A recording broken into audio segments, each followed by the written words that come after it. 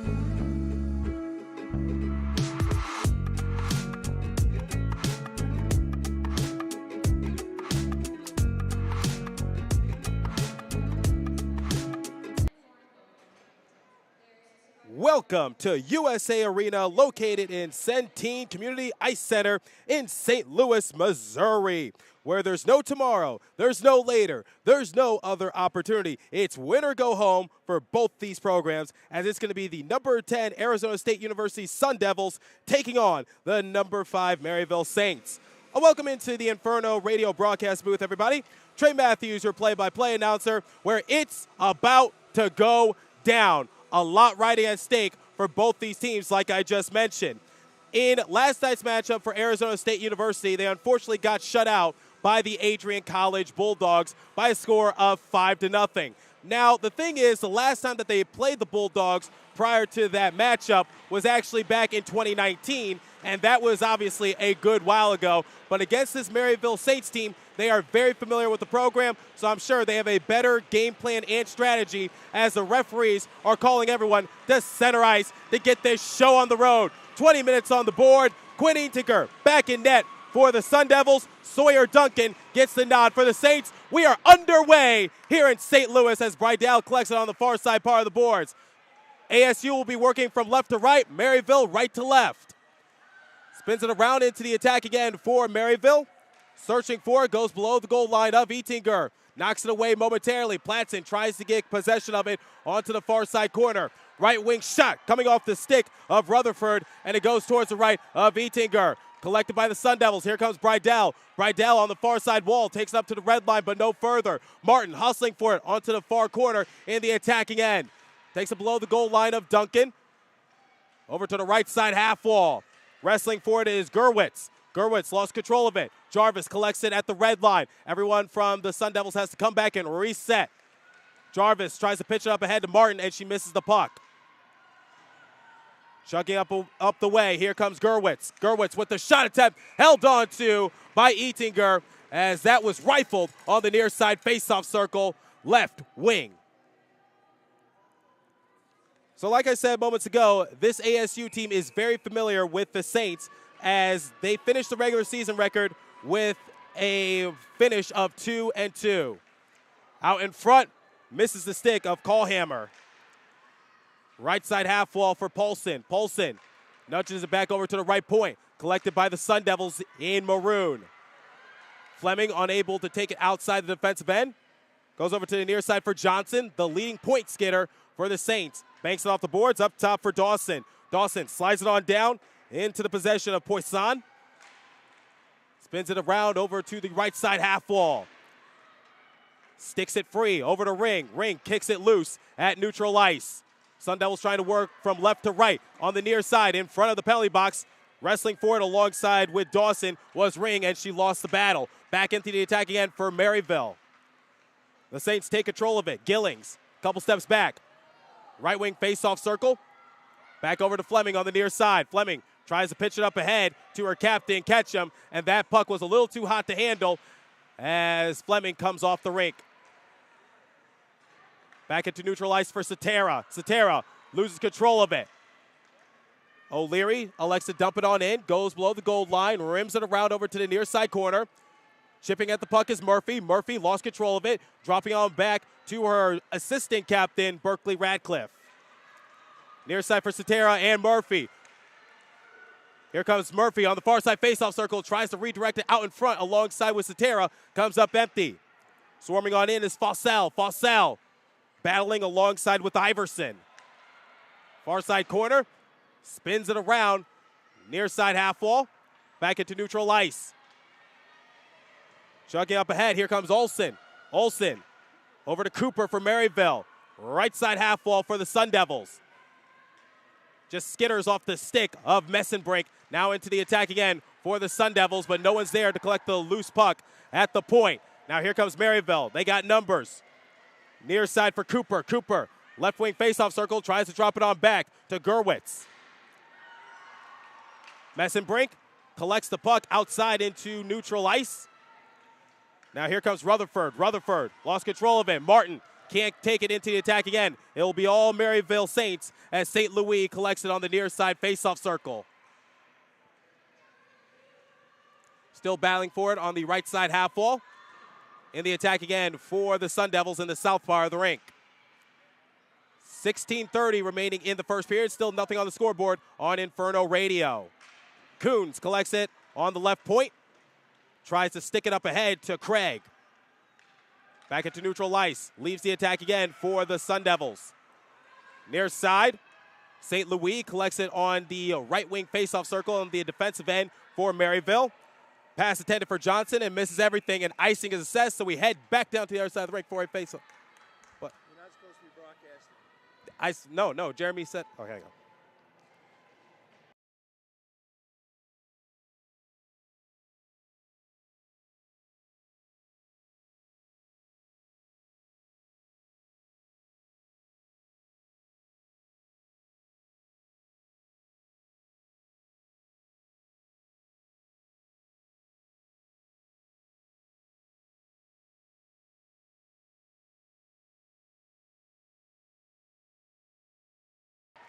My apologies. Back on Inferno Radio. 15:45 remaining in the first period of play. Spins it around over to the near side. Goes below the goal line. Up top for Johnson. Right wing face-off circle. Spins it around, belows the goal line. Tries to backhand it on in is Cooper. Wrestling forward out front, and Etinger makes the save with 15:24 remaining in the first period of play. Still nothing on the scoreboard on Inferno Radio. Both teams elect to go for a change. So like I said moments ago, ASU finished the season 2-2 against Maryville.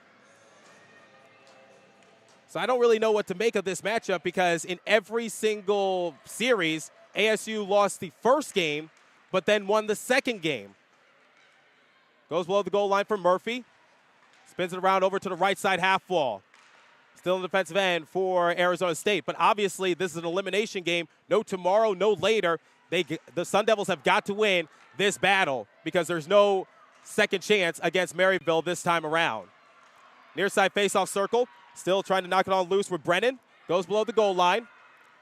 Up top for Dawson. Dawson lets one rip. Too much traffic in the lane on the left point. Into the slot. Bounces in front of Etinger as she uses her pillows to knock it away. Collected by Maryville. Up top for Dawson. Dawson lets one rip. Excellent block out front by Murphy in the high slot. Right side half wall. Rifles it on in, and Etinger makes the save once again. Shots on goal differential 4-0 in favor of the Saints. Both teams elect to go for a change. Sun Devils still looking for their first shot on Duncan as we have 14:33 remaining in the first period of play. Near side for Lavelle. Left side half wall still in the defensive end. Now into neutral ice. Messenbrink trying to drop it on back. Now over to Platson. Platson takes it past the red line and intercepted by Cooper. This could be trouble. Cooper elects to pass it. Backhander attempt and kicked away by O'Leary. O'Leary had a golden opportunity, point-blank shot attempt on Etinger, and unfortunately she put a little too much muscle on the puck, and it skittered below the goal line, and Etinger made the simple save. That looked dangerous for the Sun Devils, and they tightrope out of that snafu with 14:12 remaining in the first period of play. Face-off coming on the glove side of Etinger. Strawn up top for Maryville. Lets one rip out in front of Etinger, and Etinger makes the save. That came off the stick of Jurwitz. And the Sun Devils have got to be careful because this is sort of reminiscent of what happened in last night's matchup against Adrian College, in which they were heavily outshot and they had to rely on Quinn Etinger to bail them out a couple times. Face off on the right wing side, glove side of Etinger. On the right point, and it just missed wide. Jurwitz trying again. Back over to the right wing faceoff circle in the defensive end for the Sun Devils. Martin racing for it. And she loses the foot race alongside with Jurwitz. Up top, flutters back into neutral ice for Coons. Coons lost control of it. Collected by Cooper. Cooper takes it into attack again, and she's met by Platson. Excellent defense by the Sun Devils. Collecting a neutral ice is Rutherford. Drops it on back. Near side for Jurwitz. Pitching up ahead to Cooper. Near side faceoff circle. Banks it off the boards. Up top for Kessel. The right wing shot No good for Maryville. Collected by Craig. Keeping the offensive attack alive is Kelsall. Martin has it on the near side faceoff circle, still in the defensive end for ASU. Now here comes Brydell. Brydell takes it up to the red line, but no further. Elects to dump it on in, and it goes over to the paddle of Duncan as she drops it on back to Kelsall. Pass intended for St. Louis. Back into neutral ice, fiddling with it on the near side at the red line at center. Lush passing over to her left for Jarvis. Jarvis in front of her bench. 12:54 remaining in the first period of play. Still nothing on the scoreboard. Rims it around. Pass intended for Brennan. Back into neutral ice. Charging up, here comes Brooks. Lost control of it, and referee's hand goes up into the air. Looks like Polson might have to sit for the Sun Devils as a penalty is assessed to ASU. Polson makes the slow walk to the sin bin, and she'll be out of commission for the next 2 minutes as slashing is the call. For the first time this afternoon, the Sun Devils will be shorthanded, and Maryville will go on the power play. Face-off coming on the glove side of Etinger. It is drawn on the right side half wall. Radcliffe tries to muscle the puck outside, unable to do so. Remains in the north side of the rink for Maryville to continue their power play attack. Far side face-off circle, fooling Radcliffe. Goes below the goal line. Johnson drops it on back to Callhammer. Back over to Johnson. Johnson lets one rip. Trying to bring it down in front is Rutherford, and that went in and out of the trapper of Etinger, and the Sun Devils tightrope out of that situation as Etinger caught a break. High slot for Johnson once again, and the Sun Devils, thanks to Platson, maneuver the puck down to the other side of the rink to kill some time. 1:20 remaining in Paulson's penalty for slashing. 11:45 remaining in the first period of play. Near side for St. Louis. St. Louis pass over to her right for O'Brien. O'Brien drops on back to St. Louis once again. St. Louis puts on the brakes. Far side faceoff circle on the right wing side. Up top for Dawson. Dawson passing over to St. Louis once again. Lets one rip out in front. And Maryville unable to find it past Etinger as it went off of her equipment.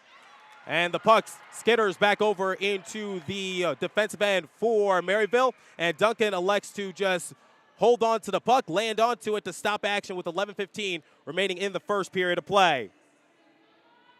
Sun Devils still do not have a shot on Duncan, and there's 47 seconds remaining in Polson's penalty for slashing once again. Faceoff coming on the right wing side, on the glove side of Duncan. Goes below the goal line. Maryville looking to try this attack again. Scooting on in is Fleming. Lush tries to bother the attack attempt for Callhammer, unable to do so. Right wing faceoff circle, trying to pass it into the slot, too much traffic in the lane. Regaining control of it is Callhammer. Callhammer passing over to Jurwitz. Jurwitz with the shot attempt goes too far wide.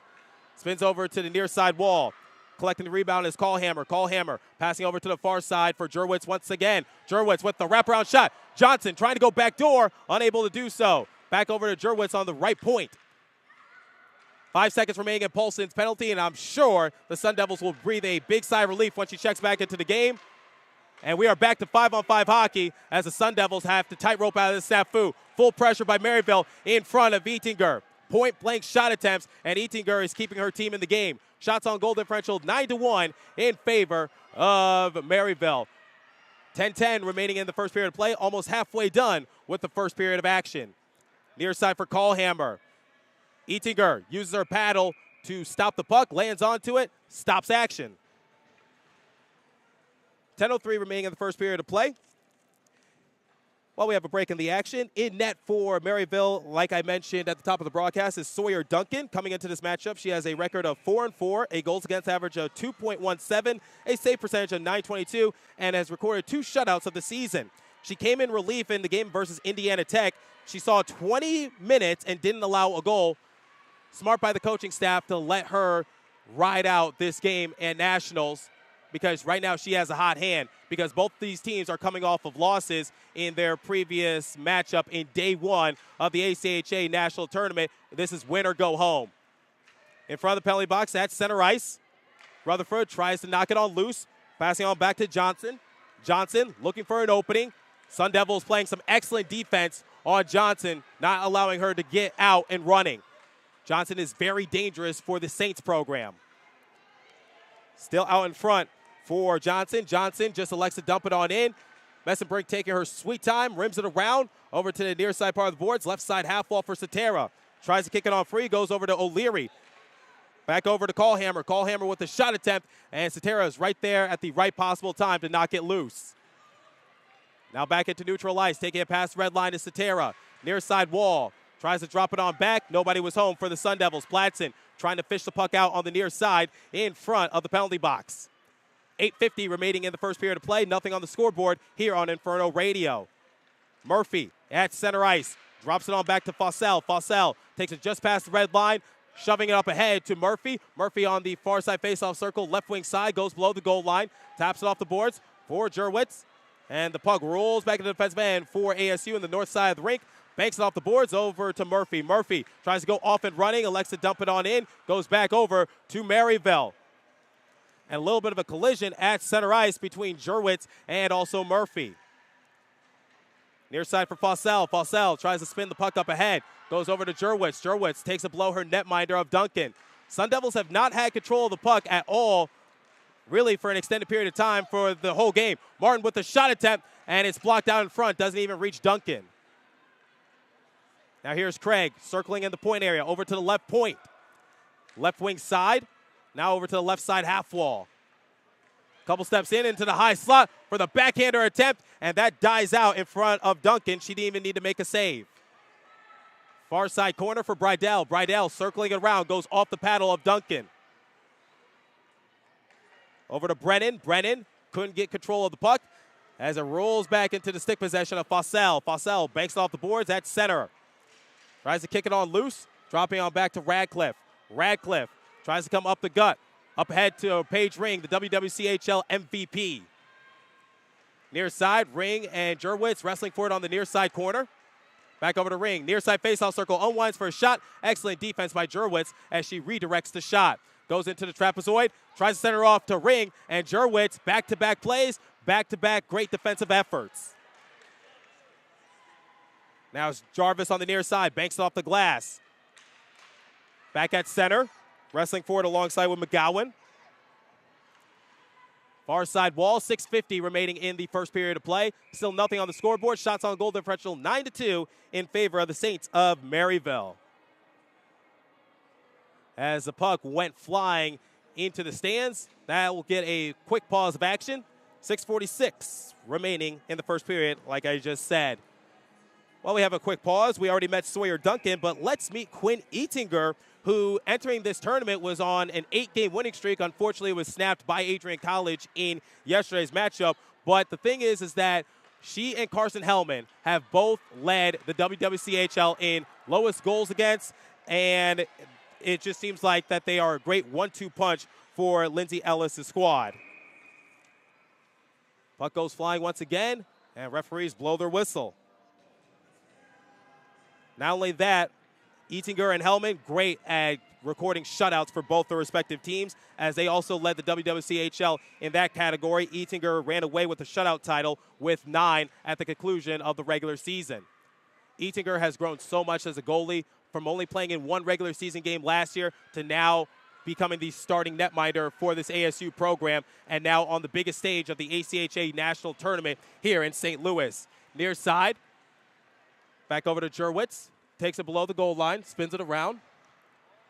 Back into neutral ice. Now here comes Poisson. Poisson tries to go back door, and that play was broken up. Great play by Jarvis to get there at the right possible time. Circling around Putnam. Scoots it up ahead to Iverson. Iverson can't reach it. Coons near side faceoff circle. Tries to spin it up ahead to Lavelle. Banking off the boards is Jurwitz. Cooper lost control of the puck. Goes back to Olsen. Putnam. Back over to Cooper. Cooper, too much muscle on it. Now here comes Iverson with the shot attempt, and she scores! We'll see if that was redirected out in front. But off and running are the Saints. It's 1-0 here on Inferno Radio. Just what the doctor ordered. as Haley Iverson makes this a 1-0 game, and the Sun Devils are on the outside looking in now with 5:24 remaining in the first period of play. Shots on goal differential 11-3 in favor of the Saints. Face off at center ice. Over to Radcliffe. Pass intended for Brydell. Let's see if the Sun Devils can answer on back. Coming in on the forecheck is Martin. Below the goal line of Jurwitz. Still in the attack again for the Sun Devils. Up top. Spins it around. Over to the left side half wall for Brydell. Banks it off the boards. Up top for Fossell once again. Spins it over to the far side corner. Still in the attack again for the Sun Devils in the south part of the rink. 4:50 remaining in the first period of action. Trying to get control of it. And Murphy tackles a Maryville player down onto the ground. That's Callhammer. Sun Devils trying to penetrate on in. Far side faceoff circle. Left wing side. And the puck rolls back in the defensive end in the north side of the rink for the Sun Devils. And icing is assessed, so we head back down to the other side of the rink for a faceoff. 4:30 remaining in the first period of play. Maryville on top of Arizona State by a score of 1-0. Maddie Johnson is a first-team all-conference member for the WMCHL, and her teammate Emma Jurwitz was named to the second team. Face off on the left wing side in the attacking end for the Sun Devils. Working from left to right. Ring. Left side half wall, tries to center out in front. Alongside with Polson, comes up empty. Polson trying to go back door. Excellent leg pad save by Duncan. And another shot off the stick of Ring, and she gets handcuffed twice. Maryville trying to clear it. Left side half wall for Ring. Squirts back into neutral ice. Jarvis, near side for Fleming. Scoots it on back into the defensive end for Arizona State. Over to Fleming. Fleming fiddling with it. Goes back over to Johnson. Johnson takes it up to the red line, but no further as the puck circles back into the defensive end for the Sun Devils. Jarvis collects it with ease. Near side faceoff circle. Spinning it up ahead to Ketchum. Ketchum lost control of it on her twig. Wrestling forward, squirts back over to Ring, and Ring shovels the puck over to Jurwitz. Jurwitz banks it off the boards on the far side in front of the benches. Now here we go. Here comes Gillings. Gillings greeted by Coons, and Coons slows down the offensive attack by Maryville. Trying to pass it up ahead, and Ketchum gets brought down to the ground, and that's going to be a penalty assessed to Maryville as soon as they touch the puck. Quinn Intiger off the rink, extra attacker on for the Sun Devils. Delayed penalty to Maryville. Jurwitz touches up the puck, and that's going to be, once again, a penalty. It's a tripping call on the Saints of Maryville. So for the first time this afternoon, the Sun Devils will enter the power play. Taking the slow walk of shame to the penalty box is Brooklyn Gillings. Once again for tripping. 3:06 remaining in the first period of play. Here's a golden opportunity for the Sun Devils to try to tie this game one apiece with 3:06 remaining in the first period. They were 0 for 3 on their power play opportunities against Adrian College in last night's matchup. Left point for Radcliffe. Radcliffe tries to slide it on down, redirected out in front, goes back into neutral ice. Radcliffe, the Anchorage, Alaskan native, circles it back into neutral ice. Back over to Craig on the near side, in front of the penalty box, in front of Gillings. Now here comes Radcliffe. Radcliffe takes it just past the blue line. Now over to Craig, and offsides is called. Clear as day. Don't know what the play call right there was for the Sun Devils, but anybody can see that's offsides. And we're going to reset with a faceoff in neutral ice. 2:41 remaining in the first period of play.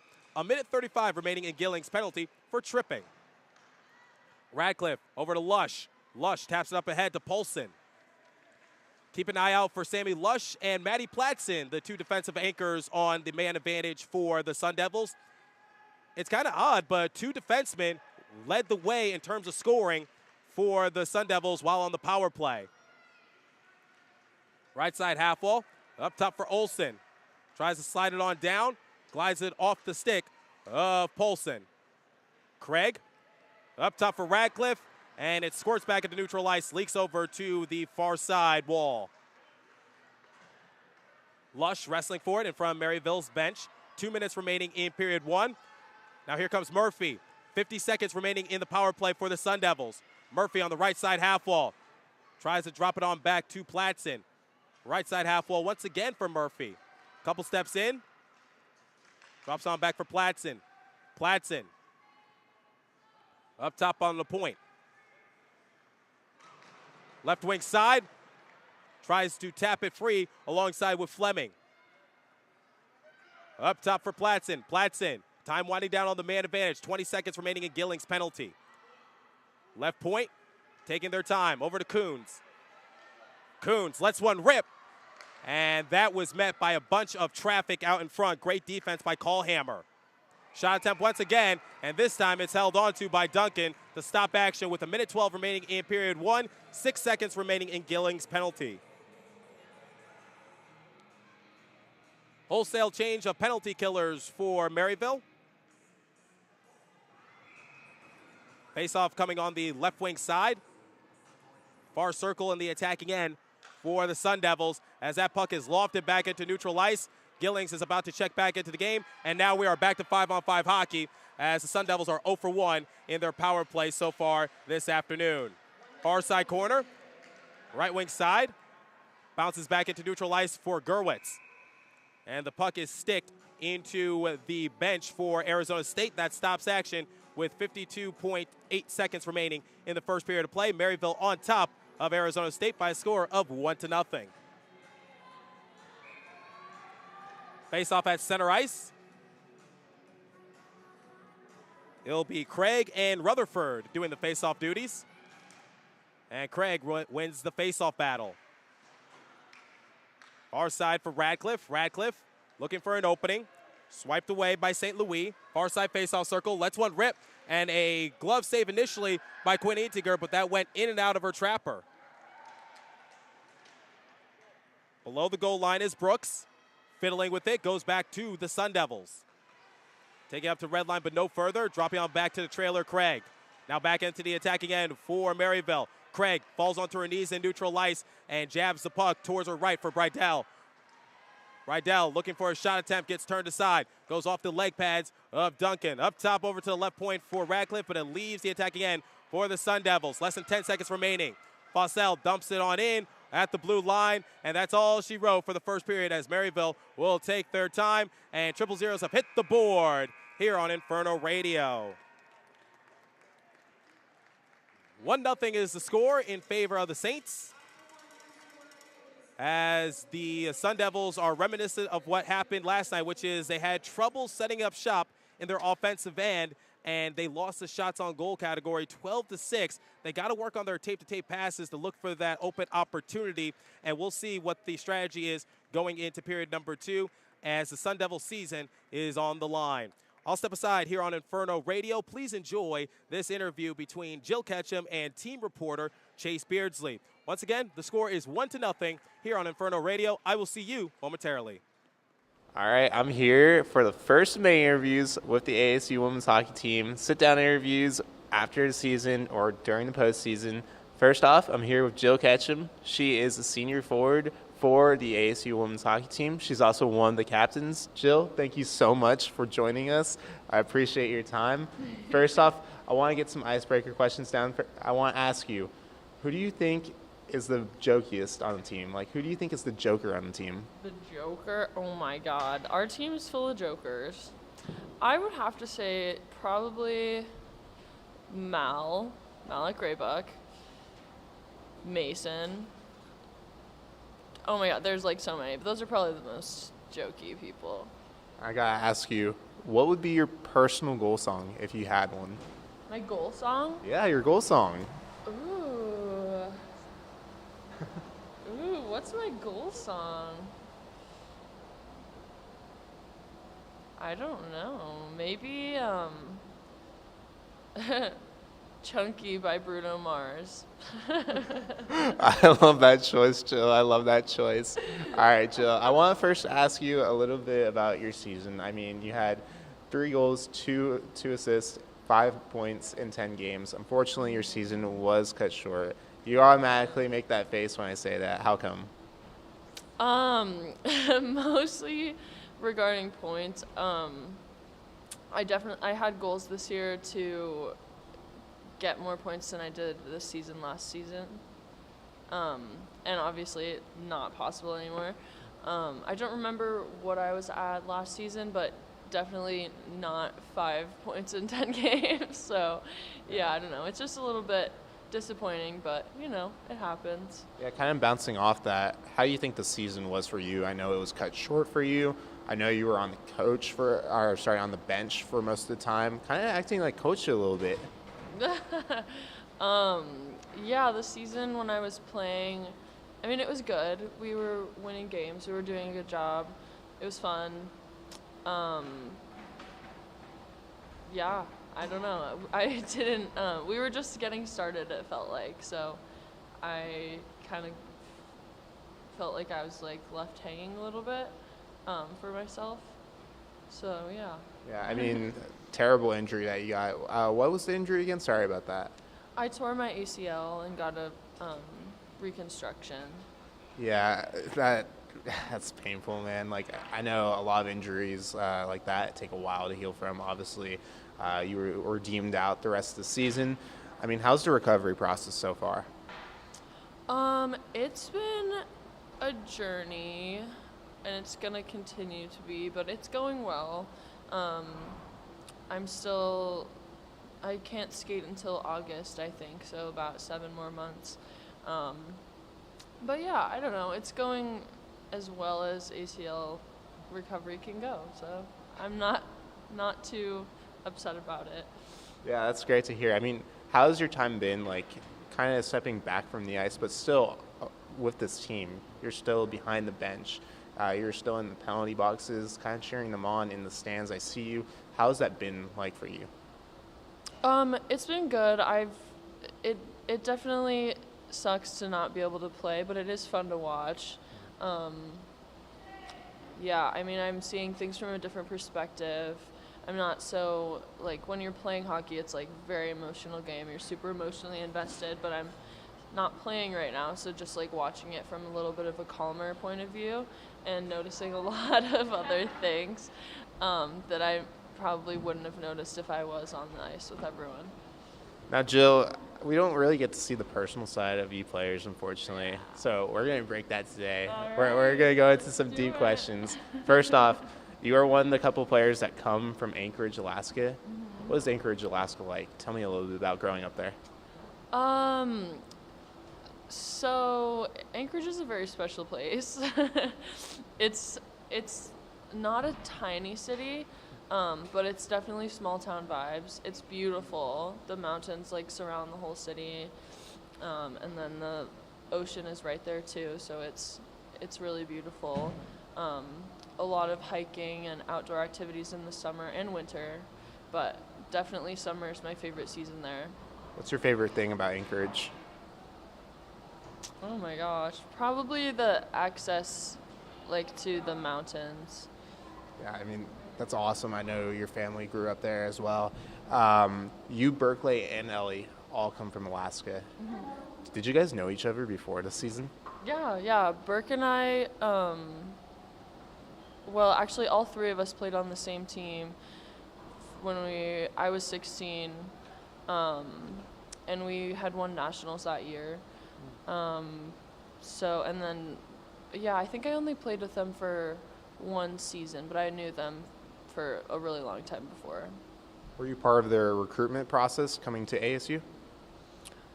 Burke and I transferred here the same year, but it wasn't really by design. We had talked about where we were thinking of transferring and what our plans for the season were before we had come here. And I guess, Burke coming here definitely influenced my decision to come here as well, but it wasn't the reason at all by any means. Yeah, Alaska's obviously a colder place, a lot more hockey there than, say, Arizona. What got you into hockey? What was the process like getting into hockey for you? I just remember when we moved back to Alaska from Azerbaijan. I was 8 years old, and my parents were like, all right, time for you to choose a sport or a hobby, and I was like, okay, like I don't really know what to do, but my cousins always played hockey, so I thought it was cool and I wanted to try it, and then I really liked it. So Did you have a favorite NHL team or favorite hockey team growing up? no, I honestly didn't even know what hockey was until I started playing, until I was 8. And then I never really had a team growing up, and I still don't really. I don't know. I don't really follow hockey that much. If I love watching it, but I'm not a super fan for any specific organization. Do you have any favorite players that you like to watch? I've always liked. Oh my God, what's his name? I've always liked Tyler Seguin. And yeah, I don't know. I don't have a specific player I like to watch. I always like just picking up on different things that different players do, like all at once. Hockey's just like an interesting game to watch, so I kind of try to focus on a lot of the different like aspects of the play, not anyone specific. Yeah, absolutely. I mean, I totally agree with you. It's a fascinating sport to watch. Tyler Seguin's a good choice, by the way. Gotta ask you, though, when was the first time you heard about Arizona State? What made you decide to come down here all the way from Alaska? That's almost all the way across the world. Yeah. I mean, I don't remember the first time I heard of ASU, but it's always been like, it's a very like prominent school in the U.S., so like people know what it is. Yeah, I don't remember, but I do remember first thinking about coming here while I was still at Adrian, and it was just like definitely not like a solidified thought, but I had thought about, like I looked into it a little bit when I was there, and yeah, I don't know, I just decided one day I wanted to go somewhere bigger and warmer, so this turns out to be a good match for that. You mentioned Adrian College. We got to get into that a little bit. My favorite. I know. First off, I mean, how'd you decide to go play women's hockey with Adrian College, and what made you choose Adrian College as your first college? I chose Adrian because they had a really good record, and the facilities at the school are really nice, and they're new. And yeah, I wanted to play hockey at a high level, and I had my senior year of high school, I played hockey in New Hampshire. So I was a little bit closer to I was on the East Coast, yeah. But I was closer to that part of the country. And yeah, I don't know. It just seemed like a good idea. I felt like I needed to go to a smaller school. Adrian's very small. It turns out that is not what I needed, but I'm glad I tried it out. But yeah, they do have a good hockey program, so that's most of the reason why I went there. How long were you there for, Jill? I was just there for a year, and it was the COVID year, so we got sent home around March, my freshman year. What were your opinions on Adrian College, not just as a hockey program, but as a school? And what made you decide to transfer to Arizona State? Adrian's a really good school. They do have really nice facilities. Like I said, everything's really new. Everything is taken care of really well. The education is really good. So yeah, I mean, since I went there mainly for hockey reasons, which is something that everyone tells you not to do. Don't go to a school because you like for the sports team, whatever.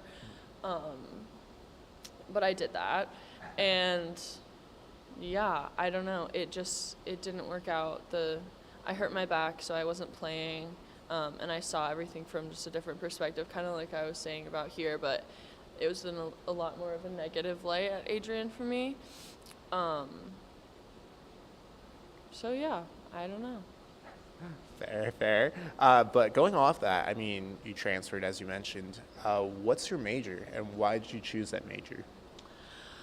That's funny you ask, because actually I just changed my major for the 5th time, like 2 months ago, a month ago.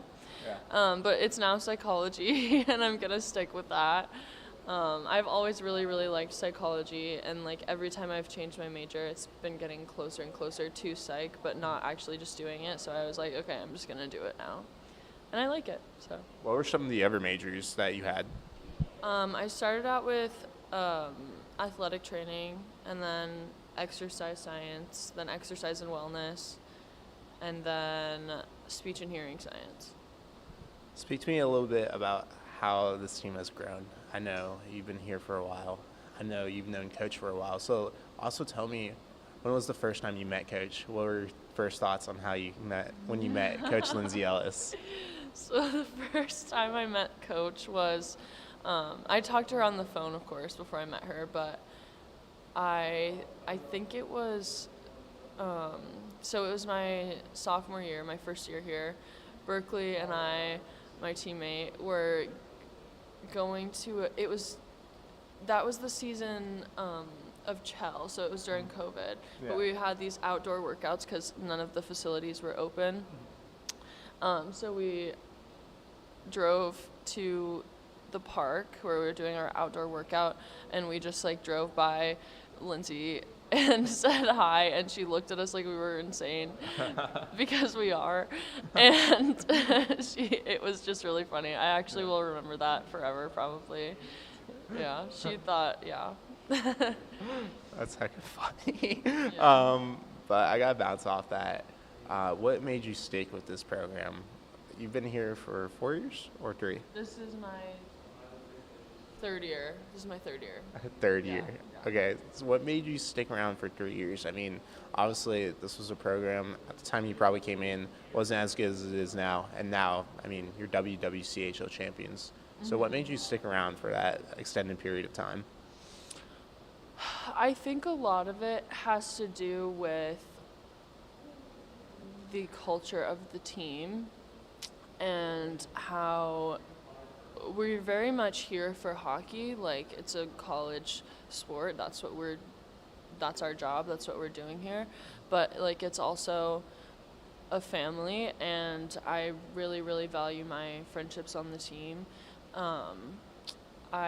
We just have such a great group of girls, and like, no matter who comes into the team, like the new girls and the freshmen, like, I think the culture's been established and it's gonna stay that way. As long, I guess as long as it's maintained. But yeah, I don't know. It's a really, really great group of people. Hockey-wise, I was on the team, the NCAA D3 team at Adrian, but I mean, I only practiced like a couple weeks. I hurt my back a week before our first game, so I never played a game there. But I do like have an understanding of how like D3 hockey works. But ACHA, I really like how it's very competitive, and it's still like it's a high level of hockey, and it's like it's a tough game to play. Like, it's very competitive, but it's less pressure to like Welcome back to Inferno Radio, where the Sun Devils are trailing the Saints by a score of 1-0 after 20 minutes of play. Trey Matthews, your play-by-play announcer, coming to you live from St. Louis. Thank you for taking time out of your busy week to update on ACHA Women's D1 Hockey for the National Tournament. Referees call everyone to center ice. It is Craig and also Rutherford who did the face-off, and it goes back over to Craig. Sun Devils working from right to left, Maryville left to right on your radio dial.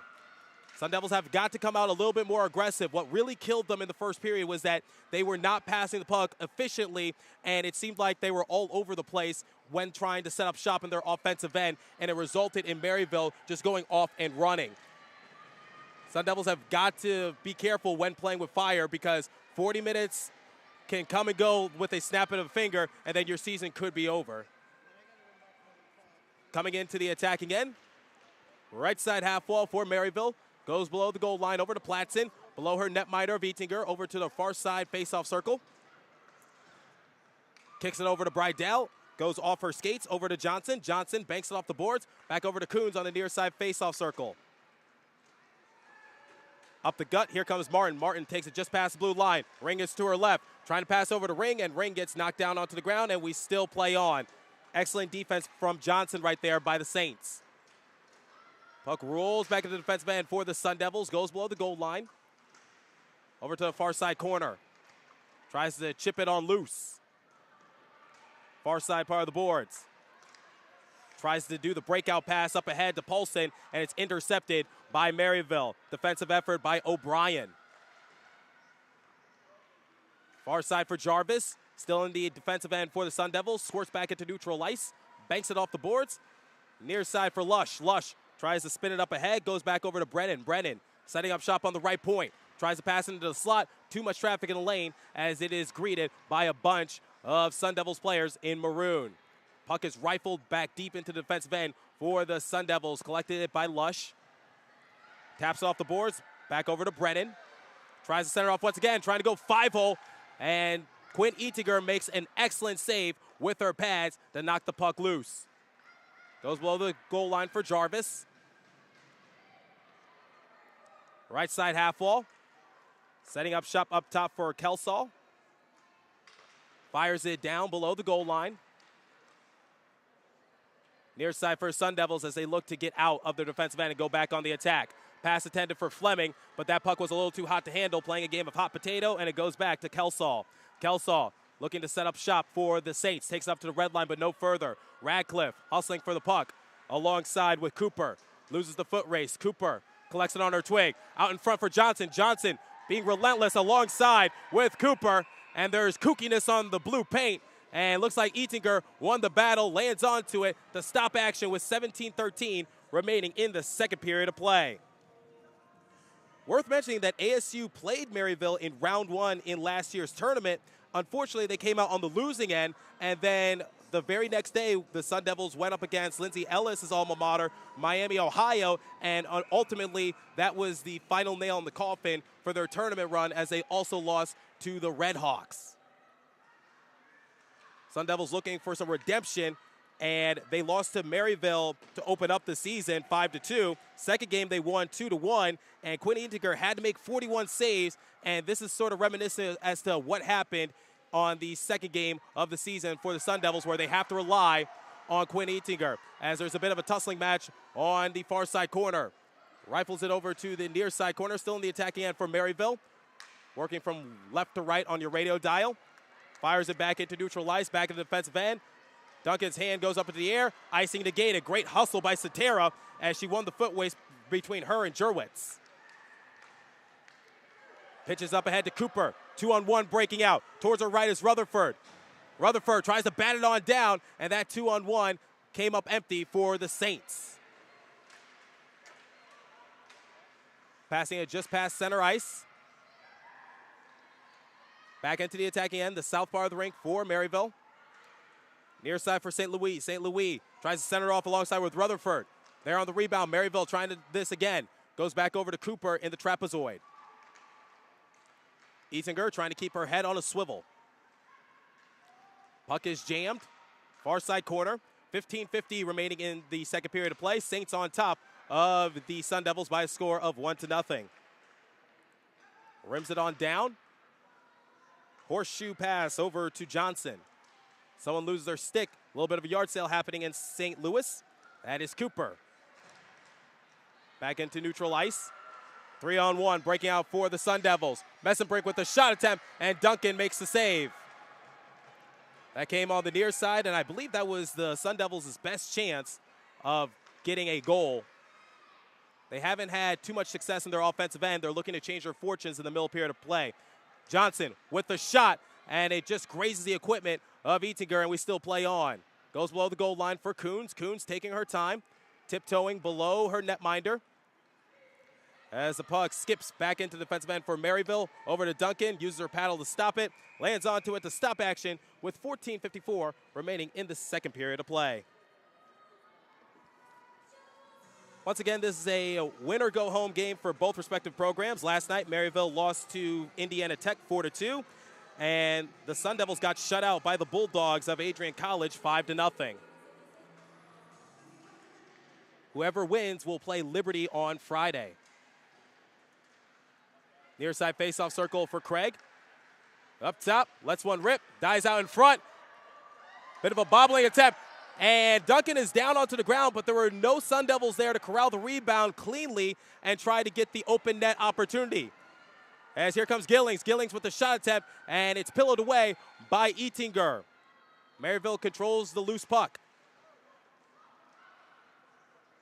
Puck flies back into neutral ice for Jurwitz, and she dumps it on in, back into the attacking end for the Saints.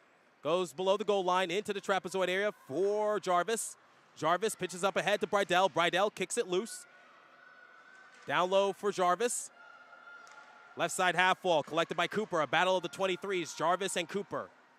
Lets a shot rip, and it goes off the chest protector of Quinn Ettinger.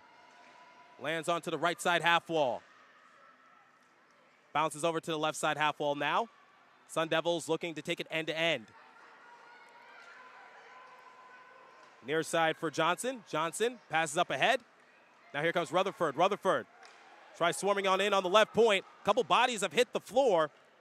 That is Cooper and O'Leary for the Saints, and they get up, and we play on. Puck swarms back into defensive end for Maryville, and icing is assessed. So we head back down to the south part of the rink for a faceoff in the defensive end for the Sun Devils. 13:28 remaining in the second period of play. While on the subject of what's happened between Maryville and ASU, I talked about the first two games of the season for the Sun Devils in which they split the series one apiece. But a pair of games in January, ASU got shut out in game one, 7-0, and then won the very next game, 3-1. Like I said in period one, I really don't know what to make of this matchup. It could go either way as Paulson feathers a shot in, and it goes too high at the crossbar. Duncan didn't even need to make a save. The one thing the Sun Devils need to do is that they don't get the benefit of trying again tomorrow. This is it. This is do or die, win or go home.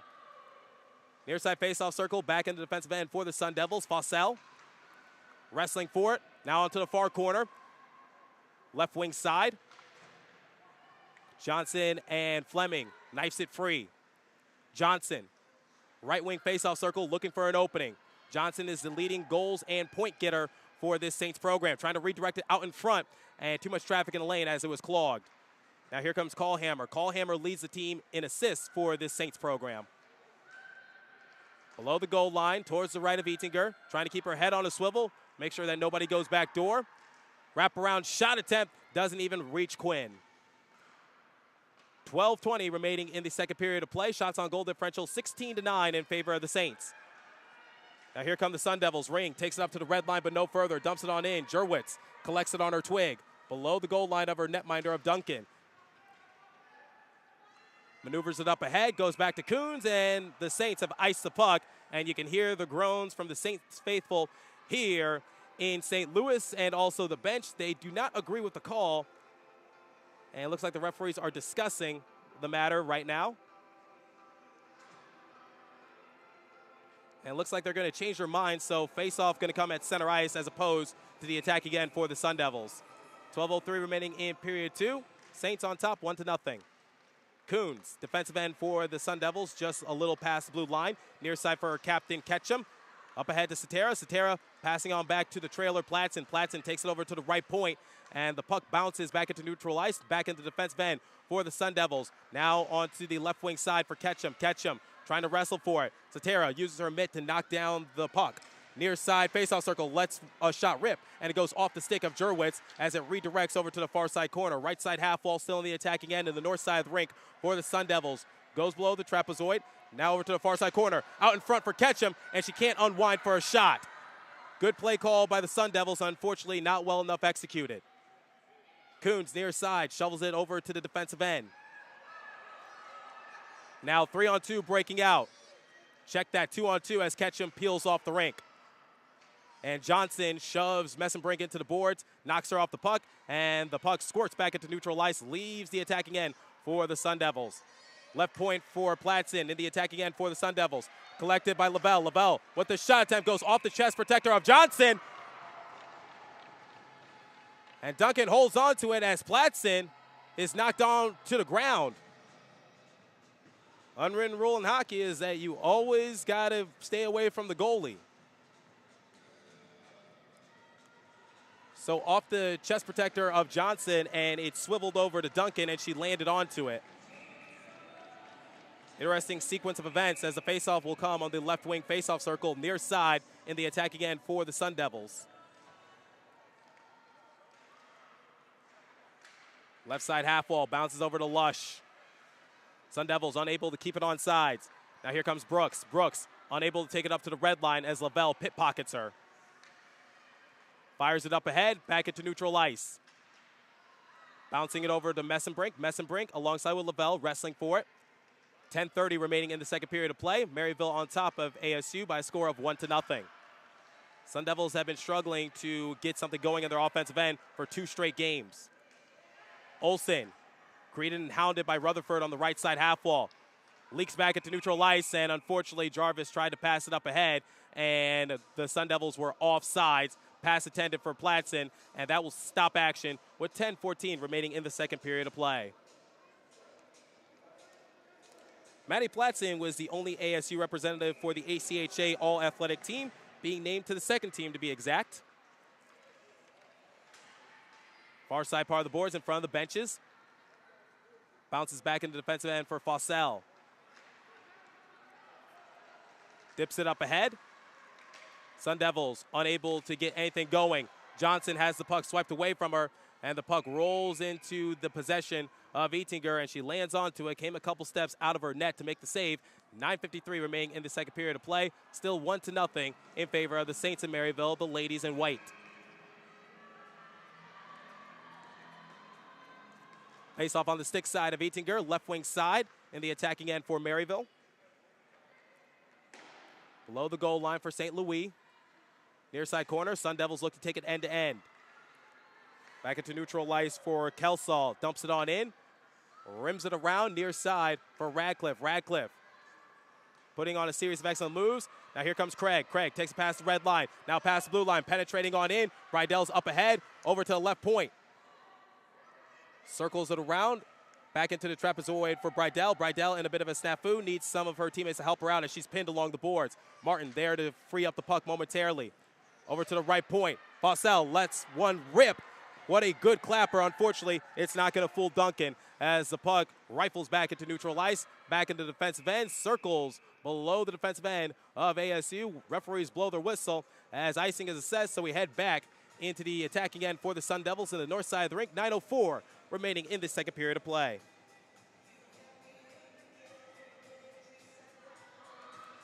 Faceoff coming on the left wing side, stick side of Duncan, the netminder for Maryville. Ring wins the draw, tries to center off, go backdoor with Fleming, unable to do anything with the leading goal scorer. Fleming with the shot again, goes high at the crossbar as she turned her hands just a little too much. Far side corner, right side half wall. Squirts back into neutral ice for Coons. Coons collects the puck in the defensive end. Tries to maneuver up ahead to Fleming. Now over to Ring. Ring tries to go off and running, and unfortunately she plays a game of hot potato with the puck, and it was too hot to handle as the puck is rifled below the goal line for the Sun Devils in their defensive end. Paulson flings at the puck, whiffs at nothing but air. Trying to maneuver it outside, unable to do so. Now here comes Gillings. Gillings on the left wing side, spins it around. Near side corner for Ring. Tries to tap it on loose. Right side half wall. Goes below the goal line. Over to Platson. Platson. Far side corner. Over to Coons. Still deep in the defensive end for the Sun Devils. They got to try to clear it if they want possession of it. Circled around by Kelsall at neutral ice. Still in the defensive end for the Sun Devils. Looking for some sort of opening. Paulson collects it on the near side. Paulson goes for a change as she dumped the puck at neutral ice. Here comes Platson putting a series of excellent moves. Lets one go, but unfortunately it was too weak as it was pillowed away by ease for Sawyer Duncan. Fires it back into neutral ice. Coons getting chased, trying to win the foot race between her and O'Leary, and she will. O'Leary there pestering and hounding her on the forecheck below the goal line towards the right of Ettinger. in the attack again for the Saints of Maryville. 7:20 remaining in the second period of play. Sun Devils trail the Saints 1-0. Season is in the line. Puck is hit weakly over to Jurwitz. Jurwitz collects it below her netminder of Duncan. Couple bodies have hit the floor. Bounces on the near side corner. And some aggression from Satera on Cooper, but nothing will be assessed.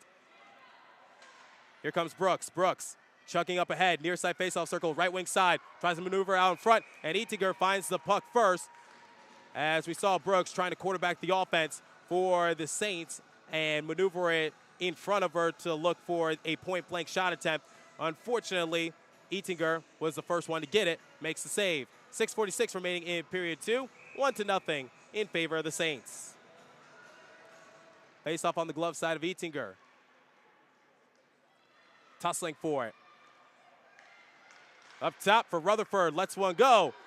And she can't control the rebound.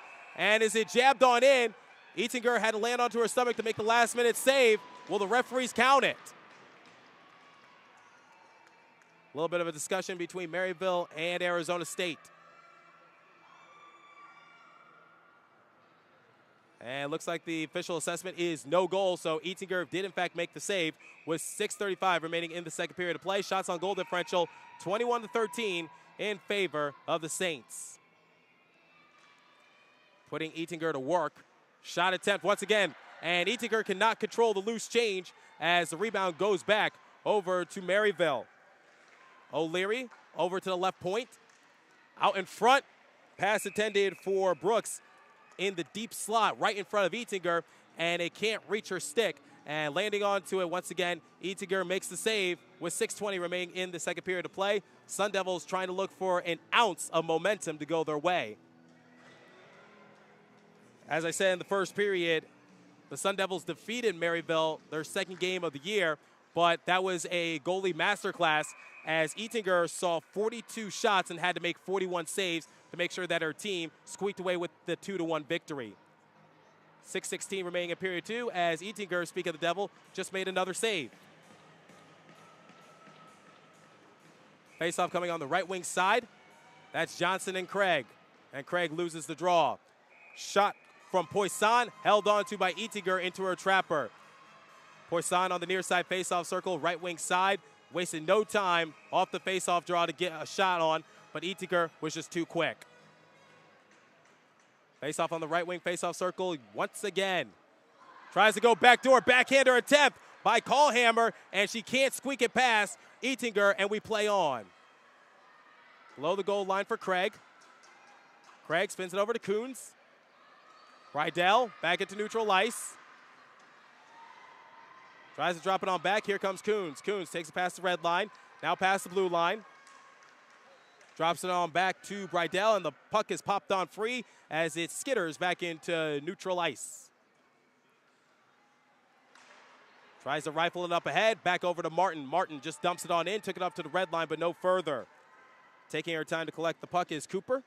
Below her netminder of Duncan. Horseshoe pass over to Brennan. Back at the red line for Kelsall. Kelsall, left wing side, greeted by Platson. Goes into the trapezoid, looking to center off with someone, but nobody was home in white. Excellent defense by the Sun Devils to smother the attack attempt by Maryville, but they still got to clear the puck. Jurwitz keeps it on sides for Maryville. Near side corner, 5 minutes exactly remaining in the second period of play. 1-0 in favor of the Saints. Left points for Jurwitz. Now here comes Brydell. Brydell shovels it up ahead to Fleming. Fleming looking for an ounce of speed, taking it past the blue line. Near side faceoff circle, lets one go. Excellent defense by Jurwitz as Polson controls the loose change. Lets the shot go on the right side half wall, and unfortunately it goes off the leg pads of Duncan. That was probably a golden opportunity for Polson to try and score, but unfortunately she just did not have enough muster on that puck. Platson banks it off the boards. Alongside with Polson. Back into neutral ice. 4 minutes and 20 seconds remaining in the second period of play. Lush, far side faceoff circle on the left wing side. Now to neutral ice, taking it past the red line, now past the blue line. Satera demanded for the puck, but she did not get it from Ring. Now this could be trouble. Storming on in. Backhander attempt. Tries to bank it on in, and they do so. Maryville scores, and it's 2-0 here in St. Louis. Costly turnover mistake by the Devils, and O'Leary put it in point blank right in front of Eatinger. Shots on goal differential 27-13 in favor of the Sun Devils. That was not on Eatinger. She did everything she could do. Unfortunately, Sun Devils got a little too sloppy with the puck in neutral ice, and the Saints went off and running, and they got a couple shots on Eatinger, and then O'Leary just tipped it on in. 4 minutes remaining in the second period, and right now, the Sun Devils' hopes of getting their first win at the national level are looking less and less likely as their season is still hanging by a thread. This is reminiscent of what we saw in last night's matchup. And to make matters worse, the Sun Devils are still looking for their first goal this tournament. Left side half wall, up ahead to Martin. Martin taps it on loose. Back over to Radcliffe in the defensive end. Pitches up ahead to Murphy. Murphy unable to get control of it. Over to Cooper. Cooper far side faceoff circle. Trying to control the rebound is Ketchum. Able to do so at the last possible second. That could have been costly. And it looks like the netting got messed up. So 3:21 remaining in the second period of play. Maryville on top 2-0. And that'll stop action. I think the key for the Sun Devils is that they cannot let this snowball. You still got 20 minutes of hockey to be played if you're unable to score in this 3-minute and 20-second frame. But the thing is, you got to get something going because their passing hasn't been that good. Their shot attempts haven't been all that dangerous, and they're not really making Duncan work. And that's what they got to do. Trying to go back door, and that puck is flung just high of the crossbar. Still in the defensive end for the Sun Devils. Dot-to-dot pass over to Fossell. Trying to pitch it on loose. Knifes at it.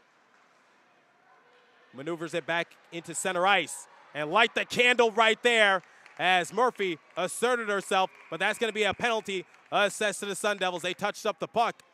And Murphy's going to have to sit for the next 2 minutes. I'm sure frustrations are boiling over as she basically just knocked Haley Putnam onto her back in front of the benches as Murphy was trying to come off. 2:55 remaining in the second period of play. If Maryville is unable to score within this 2-minute frame, then the Sun Devils will be shorthanded for most of the end of this period. Far side corner, left side half wall. Up top. Near side corner. 1:45 remaining in Sam Murphy's penalty for roughing. Bulldog. Sun Devils blasted down to the other side of the rink to kill some time. Here comes Jurwitz. Jurwitz onto the far side part of the boards. And a couple of players, including Satera, got tangled up, but we still play on. Near side for Cole Hammer at center ice. 2:20 remaining in the second period of frame. 1:24 remaining in Sam Murphy's penalty for roughing. Near side faceoff circle for Johnson, trying to go back door. That's dangerous as Callhammer tried to finish it and collect the loose change, but she turned her hands as that went high of the crossbar. Puck flies over to the left side half wall. Goes below the goal line. Less than 2 minutes remaining in the period. 1:55. Maryville on top by a score of 2-0 as Eatinger gobbles up the puck. And that'll freeze action. 1 minute remaining in Sam Murphy's penalty. Shots on goal differential 30-13 in favor of the Saints. Face off on the left wing side. Up top for Dawson. Dawson playing a game of catch alongside with O'Leary. Tries to go back door, shovels it on in, and unable to finish with St. Louis. Sun Devils really got to clear this puck. Maryville's putting full pressure on him. Dawson with the clapper, reaches Polson. Polson says return to sender. Where's the puck? And blasts it down to the other side of the ring to kill some time. 35 seconds remaining in Murphy's penalty. Flutters over to Dawson, near side. Shovels it up ahead to O'Leary. O'Leary comes hustling on in on the right wing faceoff circle. Greeted by Radcliffe and also Martin. Martin tries to maneuver her off the puck, able to do so.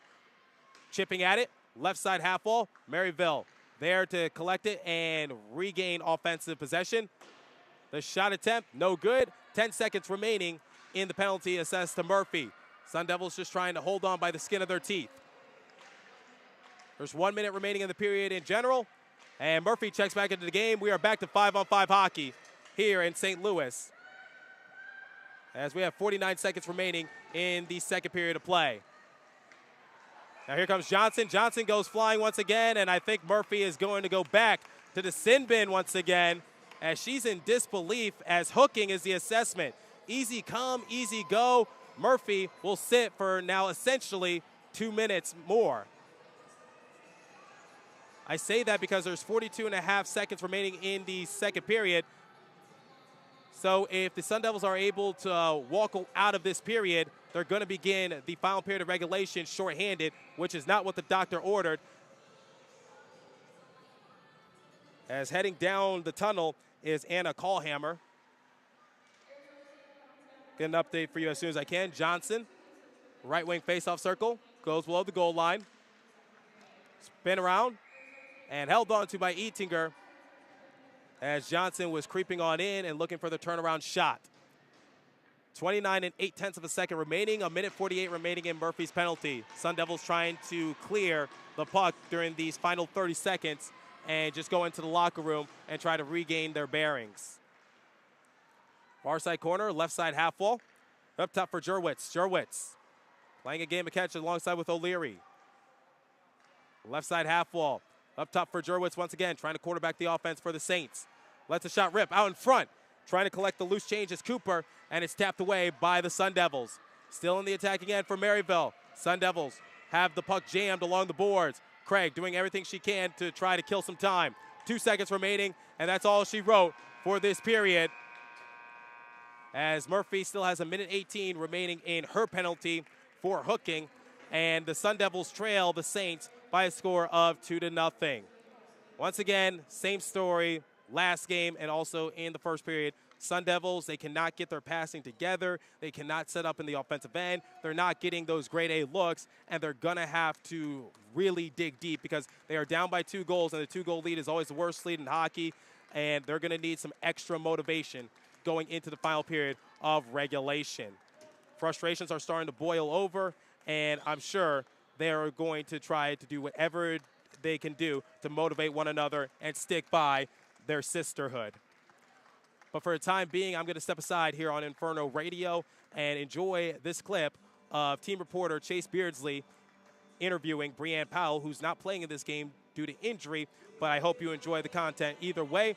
Once again, Sun Devils trail the Saints by a score of 2-0 here in St. Louis, heading into the final period of regulation. Season is on the line. Hello, everyone. Since November 1st of last year, ASU women's hockey head coach Lindsay Ellis has been recruiting new players from all over North America.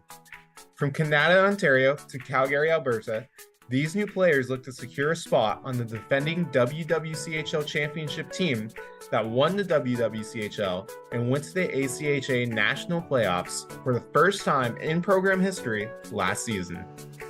In the coming weeks, you'll hear from each of the 7 new recruits. You'll also get to learn more about each player and their hockey journey so far and why they're coming to Arizona State University. Today, you'll hear from forward Brianne Powell. She hails from Parksville, BC, and was supposed to play last season with Grant MacEwan University, but suffered a torn ACL. You'll hear a little bit more about what that was like, along with getting to know Brianne as a player and a person. Enjoy. Hello, everyone, and let me introduce you to Brianne Powell. She is one of the newest ASU players on this team. She's a forward, and she's from Parksville, BC. She committed March 2nd, so kind of recent, and then she played with Grant MacEwan last season. And first off, Brianne, how are you doing? How is your off season so far?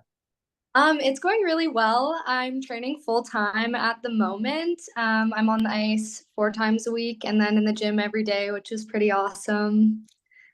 Yeah, I mean, that sounds like a lot of work for your summer. Do you have any fun plans before you head down here later this summer? Yeah, I'm gonna hang out with my friends, go to a music festival, do some camping, lake days, Yeah. working. Yeah. Yeah, I definitely say. Well, I mean, that sounds like a fun summer. I'm not going to lie. So first off, Brianna, we don't know that much about you. We obviously have the article that kind of came out on the website, but beyond that, we don't know a lot about you. But tell us a little bit about yourself. Introduce yourself, kind of. Well, I started playing hockey when I was 4, and I got into it through my dad. So I love hockey. I'm very passionate about it. I do a lot of coaching as well. So I'm a certified power skating coach. So I do that a lot in my spare time. I snowboard lots, so I'm very passionate about that. I love being outdoors, camping, the whole shebang. I'm from the island, so there's lots of good stuff to do out here. And yeah, So I that's a want little. kind of, yeah, awesome. I do want to kind of dive into that last part, the islands of BC. What is living there like? I mean, most of us have never been there, obviously, all the way up in Canada. So what is it like there? Tell us a little bit about growing up there. It's pretty small. I love the island. I love being by the ocean. That's one thing that's going to be a big change when I go to Arizona is the ocean. And I'm from Parksville, so it's a very small town. I love it. I've been up and down the island. There's lots of stuff to do here. The thing that I love the most is you can go surfing, you can go skiing, you can go hiking all in the same day just by driving up and down the island from Tofino down to Victoria. There's lots of cool spots that are on the island too, so it's pretty awesome. Yeah, trust me, as someone who lived right next to the ocean, you're definitely going to miss it.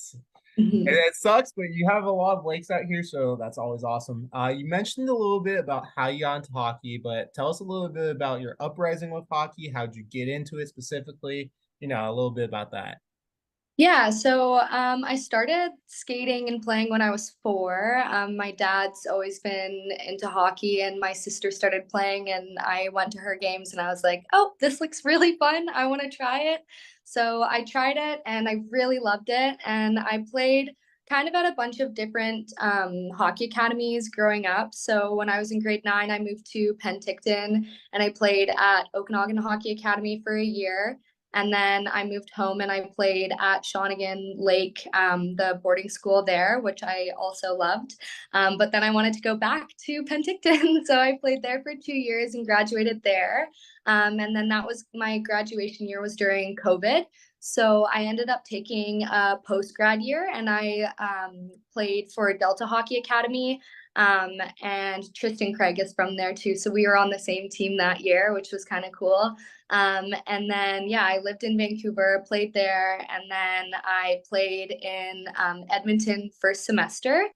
But I tore my ACL my last year when I was playing Delta. So I tore it in February and it was a bit of a setback, but I'm back to full strength and full training. I'm actually stronger and more confident than I was before I tore it. So I'm super happy with how the recovery has gone. And now I'm kind of just ready to jump back into the season. Okay, there's a lot of questions I want to ask off that. The first one, I have heard rumors that you still skated on that torn ACL. Is that true? And that you were still super fast? That's impressive. I did skate on my torn ACL. I knew something was off, but I didn't know if it was torn or not. And then the same day that I skated on it, I got my MRI back and it was like, you have a full torn ACL. So that was awesome. That's impressive that you did that. And you mentioned Tristan Craig. I mean, I do really want to sidebar here for a minute. What do you think about her? And also, have you met anyone else from your new team yet? Yeah, so Tristan's awesome. She's really funny. I loved playing with her in that Delta year. We had a really strong team and also just a really close bond in our group, which was really special to me. So yeah, I love her. And then I have met a bunch of the girls because I visited in January. I visited in January and I got to skate with the ASU girls and all of everyone on the team, and I met them all, and everyone was so awesome, like so neat. I really loved Lindsay. I loved the dynamic of the team. It was really awesome. I also played with Taylor Northcott, who played on the team recently. And so I played with her when I was at Shawnigan. So that's also a little connection that I have to ASU. So yeah. That's awesome to hear. I have seen some of your clips, some of your highlights, and something that I've really noticed that's special about you, Bree, is that you have a sick wrist shot. How did you develop that wrist shot? Practice. I watch a lot of hockey, so watching like McDavid and Matthews kind of picking up their quick release and like really closely analyzing how they get the puck off so fast. And then I would shoot pucks a lot. Like when I was younger, I used to be like outside every day ripping pucks, trying to get my accuracy down. So yeah, just practice, honestly. Now, you did mention you watch a lot of hockey, so I gotta ask, is there a favorite team in your books, or do you have a favorite player? Tell me a little bit about that. Yeah, so it's kind of been all over the map right now with playoffs and all of that going on. So originally, my favorite team was Vancouver Canucks growing up, local. So I loved the Canucks, but then I took a turn and I went with Edmonton, love the Oilers. And right now, I'm going for Vegas because the Oilers got knocked out. You're going for the team that knocked them out, though. Wow, I know. that's fair. Do you have a favorite player at all? I have a couple. I really like Patrick Kane, Matthews, McDavid, kind of all the all-stars. I think it's really special. Also, Connor Bedard's pretty huge now. So, I mean, yeah, I just really like highly skilled players, and I think it's really amazing how like hockey's developed and skill has developed throughout the years. I've had the opportunity to coach with some ex NHL players like Rick Lance. He's one of my favorite people, actually. I love him. And he was kind of just telling me about how much it's changed since he played in the NHL, like skill wise. And I think it's pretty amazing how much like faster the game is and how skill based it is now. So, yeah, I'd say Mike McDavid and Matthews and all of them. I mean, that's a fair choice. They are incredible. Kind of moving up. What was your time like this past season with Grant McEwen? How do you think your season went? It was really good. I wasn't playing due to the injury, but it was really awesome because being a part of the team and kind of being a cheerleader was a role that I took on, and I think that it was honestly a very big learning curve, like just like watching instead of being involved in the games. So the team was really great. My coach was really great. I loved the girls. It was really awesome. I wasn't able to play, but I was still skating around on practice and shooting pucks and stuff like that on goalie ice and all of that. So yeah, it was good. Yeah, for sure. I mean, transitioning over to why you're here. Why did you choose Arizona State? I know it's a bit of a stretch from Canada. So, Yeah. how'd you hear about Arizona State and why did you choose it? So I actually first heard about ASU through Taylor Northcott. When she went to tour in her grade 12 year, I was in grade 10, and she came back and she was just raving about it. She was like, oh my gosh, this is the place for me. It's so amazing. You know, the team's awesome. And so it was kind of an intro, and I checked it out online and I was like, okay, this is a cool spot, like maybe a little bit of a dream because it's a little far away. And like Andy Main as well. I played with her when I was in grade 9, so I know her very well as well. And so she went there, and so that's kind of how I learned about ASU and I heard about it. And then I mentioned it to my mom a couple times. I was like, "Oh, mom, like." I really want to go to ASU. It seems like a really cool spot, and it's hot compared Edmonton. It was like minus 40. So yeah, it's a big change. I'm really Yeah. looking for the warmer weather. So yeah, and when I went and checked out ASU, I got a really good feeling. I was just really happy with, how awesome the girls were. And I really like the schedule, how ice is in the morning. I know a lot of people don't like ice being early in the morning, but I'm more of a morning, so that's really appealing. And just Lindsay's practices were really good when I checked it out. And, her communication was really good and she was super inviting and awesome. So yeah, that's what's up. No, that's fair. That's actually fair. I mean, you've been down here once before, or have you been down here more times? No, I've only been there the one time. Okay, what did you think about it when you first came down, about the whole state, about ASU as a total? Um, the first thing I thought was, wow, this place is huge. School was only one building, so Jeez. it's a bit of a change, with there being so many different campuses and stuff like that. I thought it was very beautiful. I loved the warm weather. I loved the arena. The new arena was incredible to check out. It was really neat. The school was just amazing. There was a lot of cool architecture. Like there's so many different programs, which is really appealing to me as well. So yeah, there's a lot of things that I really, really enjoyed about the school. But yeah, it's hard to pinpoint one direct thing, but yeah, it was just very awesome when I went, and I got a really awesome feeling from everyone. So I gotta ask, obviously, Mullet Arena, the brand new facility for ASU, was that part of your decision? Did that influence your decision to come here? Yeah, I would say, I mean, it's a beautiful arena. The past arena that I was playing in was the Edmonton Oilers home rink. So we had a pretty sweet setup over there as well. But the Mullet Arena was really cool. Like it was so nice when we did the grand tour and got to check it all out. I would say, yeah, it did influence me a little bit. Yeah, I don't blame you there. It's a very, very nice facility. Have you chosen a major for ASU yet? And if so, what do you want to do with it in the future? Yeah, so I'm doing sports programming at the moment with a minor in business. Right now I was thinking that I would go into like personal training and kind of doing all of that. I'm huge into fitness. So I think that would be something that's really appealing to me, like doing like a hockey-based training facility, kind of opening up my own kind of business would be really nice. But I am hoping to transfer into aviation as well. I know there is a girl on the team that is in aviation, so it was really neat chatting with her about it. And I did go down to the Polytechnic campus and check it out with Emily. So that was really awesome. So I got to have a feel for that campus as well. But yeah, my end goal is to be a commercial pilot.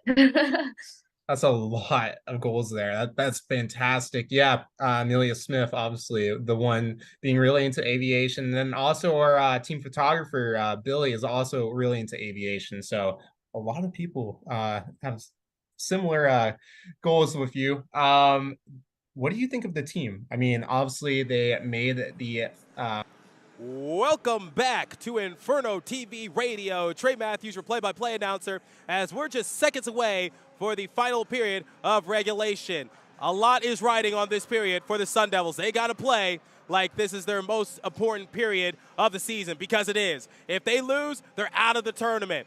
And if they win, they'll live to see another day and play Liberty University tomorrow night. Sam Murphy still has a minute 18 remaining in her penalty.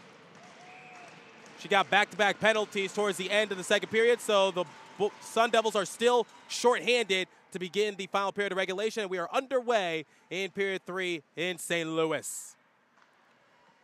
Maryville taking their time, coming up on the far side. Now over to the near side. Trying to drop it on back to Johnson. Craig there to try to pop the puck on free. Trying to center off with Johnson, and looking to go backdoor alongside with Brooks, and Brooks missed everything. That would have been a critical goal right there for Maryville, and it was an open net opportunity. Sun Devils should be counting their lucky stars like a cat with 9 lives. Platson blasted down to the other side of the ring to kill some time. 19:20 remaining in period number 3, just underway in the final period of regulation. 35 seconds remaining in Sam Murphy's penalty. Goes below the goal line, tries to rim it around. Squirts back into the attacking end for Maryville. Unfortunately, they iced the puck, so we head back into their defensive end in the south part of the rink for a face-off. Sun Devils working from left to right. Saints working right to left on your radio dial. Sawyer Duncan is in the south part of the rink, and Quinn Etinger is in the north side. Face-off on the glove side, near side face-off circle for Sawyer, and she waffle boards the shot attempt from Platson away. Sun Devils still shorthanded, but that's a good sign that they're trying to get some shot attempts while missing a player. Platson taking her time at the red line, feathers it on into the attacking end. Platson once again controls the puck, being pestered and hounded by Gillings. Back into neutral ice.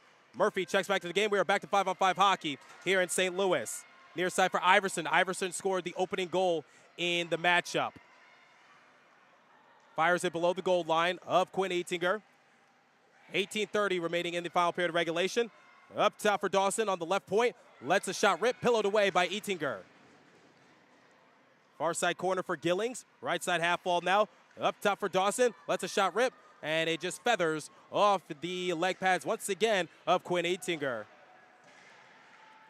Left side half wall for Murphy. Murphy collects the puck. Takes it up to the red line, but no further. A wholesale change for Lindsay Ellis' squad. Coming in on the forecheck is Ketchum. Ketchum trying to take control of the puck on Johnson. Does so momentarily. Goes below the goal line for Dawson. In the defensive end for Maryville in the south part of the rink. Left side half wall. 17:45 remaining in the final period of regulation. Near side for Cooper. Cooper racing forward alongside with Lush. Lush backhands it back over to Iverson. Iverson lost control of it, and Sammy Lush will collect the puck once again for her team. Takes it up to the defensive blue line, but no further. Puck moves down to the other side of the rink, and Jurwitz wins the foot race between her and Haley Martin, and that's an icing, so we head back down to the other side of the rink for a face-off with 17:25 remaining in the final period of regulation. Shots on goal differential, 31-13 in favor of Maryville, and they're on top by a score of 2-0. And I think the Sun Devils should be lucky that they do not have more goals on the board. Some of it is luck, but I think 95% of it has to go to Quinn Eatinger, keeping her team in the matchup, similar to what happened in the second game of the year between these programs. Flies it over to the near side corner. Messenbrink comes swarming in on the forecheck to get control of the puck for her team. Ketchum putting on a series of excellent moves, looking to go backdoor with the shot attempt, and held on to by Duncan as she slid out of her crease to make the leg pad save. 17:01 remaining in period 3. Sawyer Duncan putting on a great performance for Maryville, and she's carrying over the momentum she had against Indiana Tech when she came in relief and played 20 minutes of shutdown hockey, even though Maryville came out on the losing end by a score of 4-2. Bounces it back into neutral ice, 2-on-1 breaking out, and Coons plays some excellent defense to maneuver the puck back into neutral ice, and Maryville has to come back and reset. Over to the right circle for St. Louis. Sun Devils collected on the near side. Martin diving forward at center ice. Referee's hand goes up in the air as soon as Maryville touches the puck. Sun Devils will go on to power play. And for a second time this evening, Maryville will head to the sin bin, as tripping is the official assessment. 16:33 remaining in the final period of regulation. The guilty party is Paige Dawson. So Dawson will sit for the next 2 minutes. The roster shrinks by 1 for the Saints. Faceoff coming on the left wing faceoff circle on the stick side of Duncan in the attack again for the Sun Devils in maroon. Up top for Craig. Craig, couple steps in, lets a shot rip, and she scores! TC Tristan Craig. That's the first goal of this year's tournament for the Sun Devils, and they cut the lead in half. Dawson will check back into the game, but it's at the expense of giving up a power play goal. New life for the Sun Devils. 16:27 remaining in the final period of regulation. They're still alive. Calling everyone back to center ice. That did not take long. Tristan Craig, she demanded for the puck at the point. Couple steps in, unwinded for a shot, and she scored it past Duncan. Hopefully that's new life once again for the Sun Devils as the puck is batted into the bench. 16:21 remaining in period 3. Shots on goal differential 31-15 in favor of Maryville, and they're on top by a score of 2-1.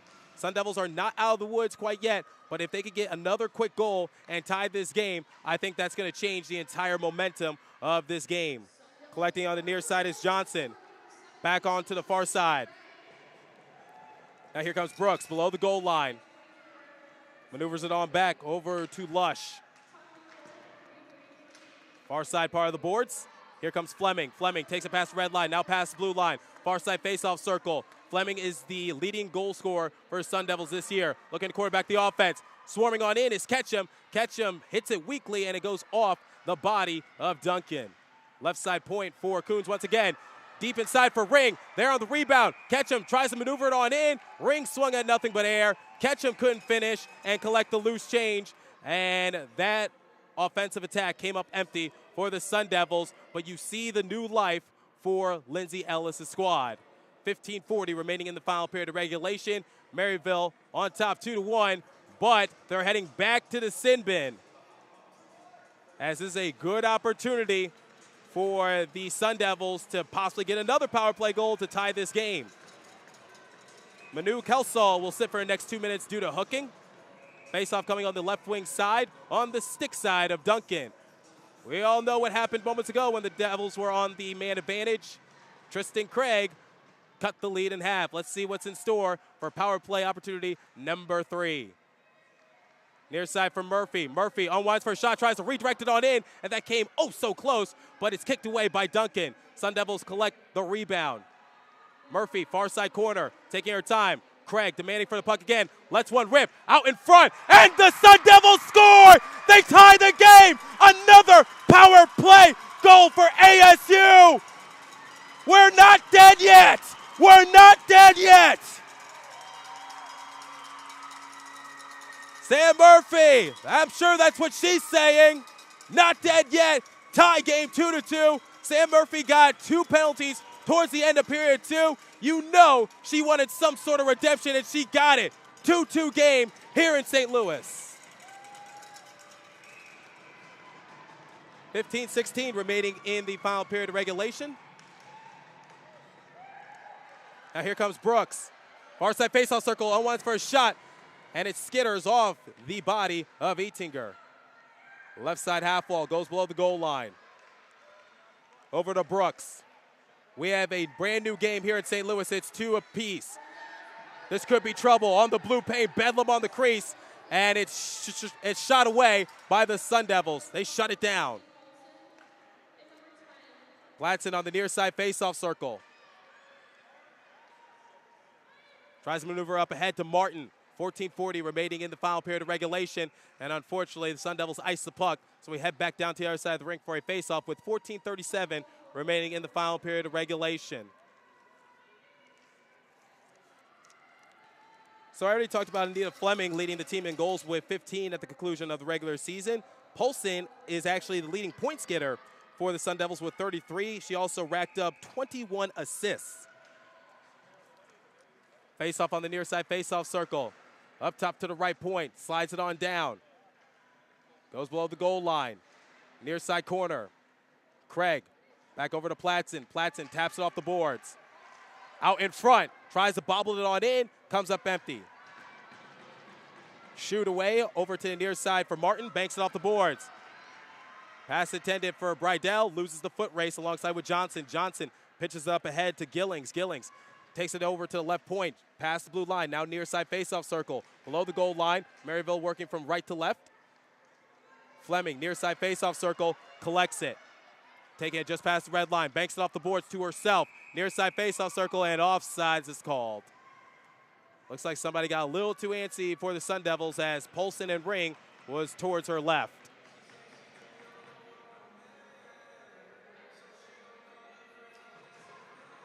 .53 remaining in the final period of regulation. Tie game here in St. Louis.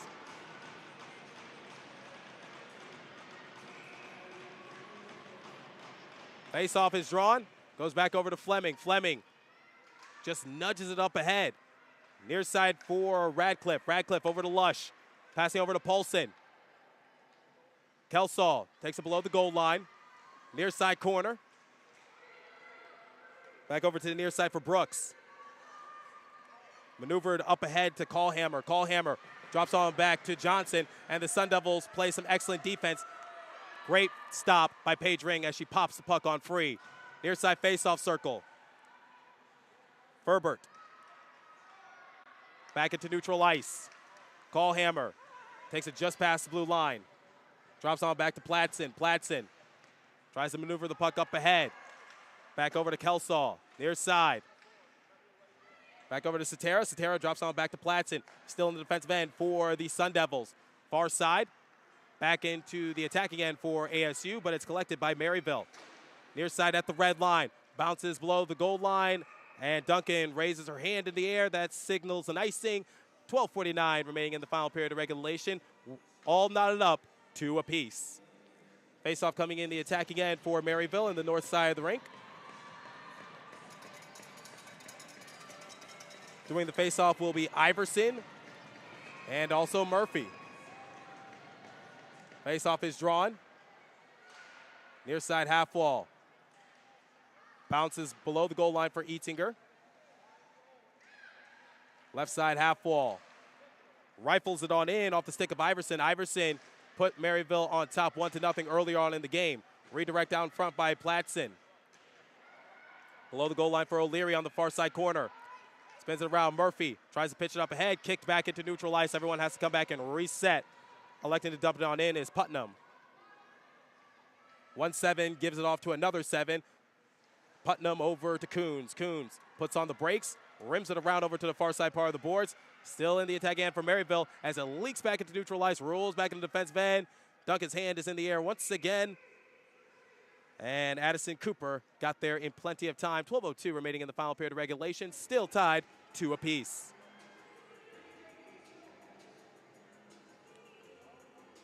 So the Sun Devils, like I said in the previous game, they're really good on the power play as they improved compared to last year. And now they got 2 power play goals in the most critical time. And like I said at the beginning of the broadcast, they got to play their most important period of hockey because their season is on the line. Once again, whoever wins this game will play Liberty University in tomorrow's night's matchup. Out in front for Gillings. Gillings in the high slot. Too much traffic in the lane as it is diffused by Ketchum and also Murphy. Murphy, right side half wall, fires it over to the near side. Bank pass over to Platson. Platson over to Coons. Neutralized from Messenbrink. Messenbrink takes it just past the red line, now past the blue line. Looking for some speed alongside with Dawson. Left side half wall. 11:20 remaining in the final period of regulation. Goes below the goal line. Spins it around over to the far side corner. Goes below the goal line, and looks like we have a Maryville player down onto the ground below the net of Duncan. Shot attempt, waffle boarded away by Duncan as that came off the stick of Brydell. Back into neutral ice.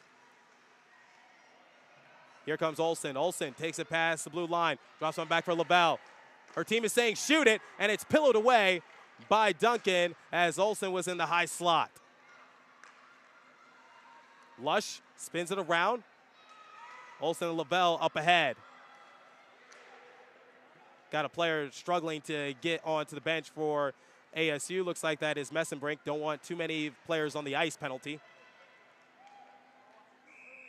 And it is iced by Maryville, so we head back to the south part of the rink.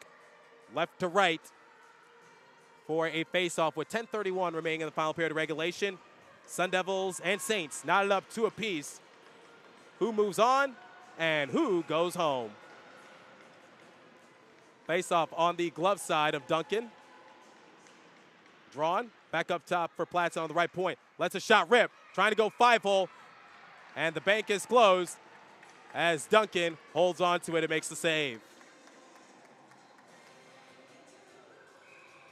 10:26 remaining in the final period of regulation. Shots on goal differential 34-22 in favor of the Saints. Sun Devils slowly but surely closing that margin. Martin, near side corner.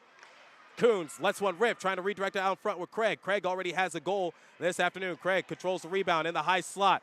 Dropping on back for Coons, and Coons lost possession of it, and this could be trouble. Here comes Maryville. That's Brennan with the backhander attempt. What a save by Quinn Eatinger! It was Brennan and Eatinger, and Quinn wins the battle. Backhander attempt, point blank save for Quinny. 10:02 remaining in the final period of regulation. Almost halfway done with this period, and this game is knotted up. Somebody has to win.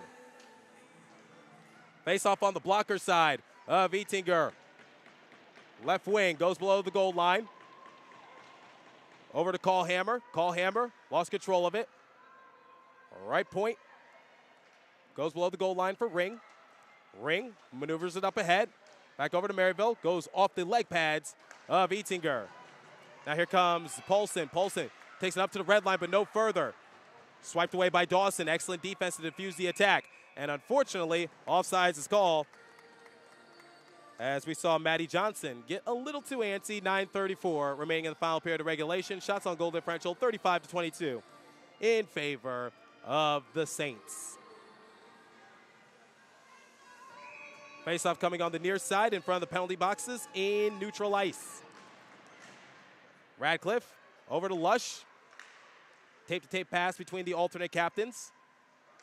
Swiped away. This could be trouble. Shot attempt out in front. Bedlam in the slot. And Murphy shoos the puck away.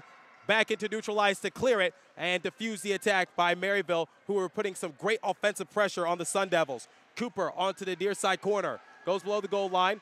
Far side once again. Goes below the goal line for Lush. Lush banks it off the boards over to Murphy, still in the defensive end for the Sun Devils in the north side of the rink. Satera knifing at it, unable to get control of it. Far side faceoff circle, unwinds for a shot, and it's redirected, blocked out in front by the Sun Devils. Excellent defensive effort by a bunch of Sun Devils in maroon. Near side faceoff circle, letting a shot go is Cooper, and it goes below the goal line. Murphy banks it into the trapezoid area. 8:40 remaining. Sun Devils have got to clear the puck and try to reset because there's some tired bodies out there. You see Murphy, she's dragging just a tad bit. Catch him. Finally clears it, and the Sun Devils could go for a change.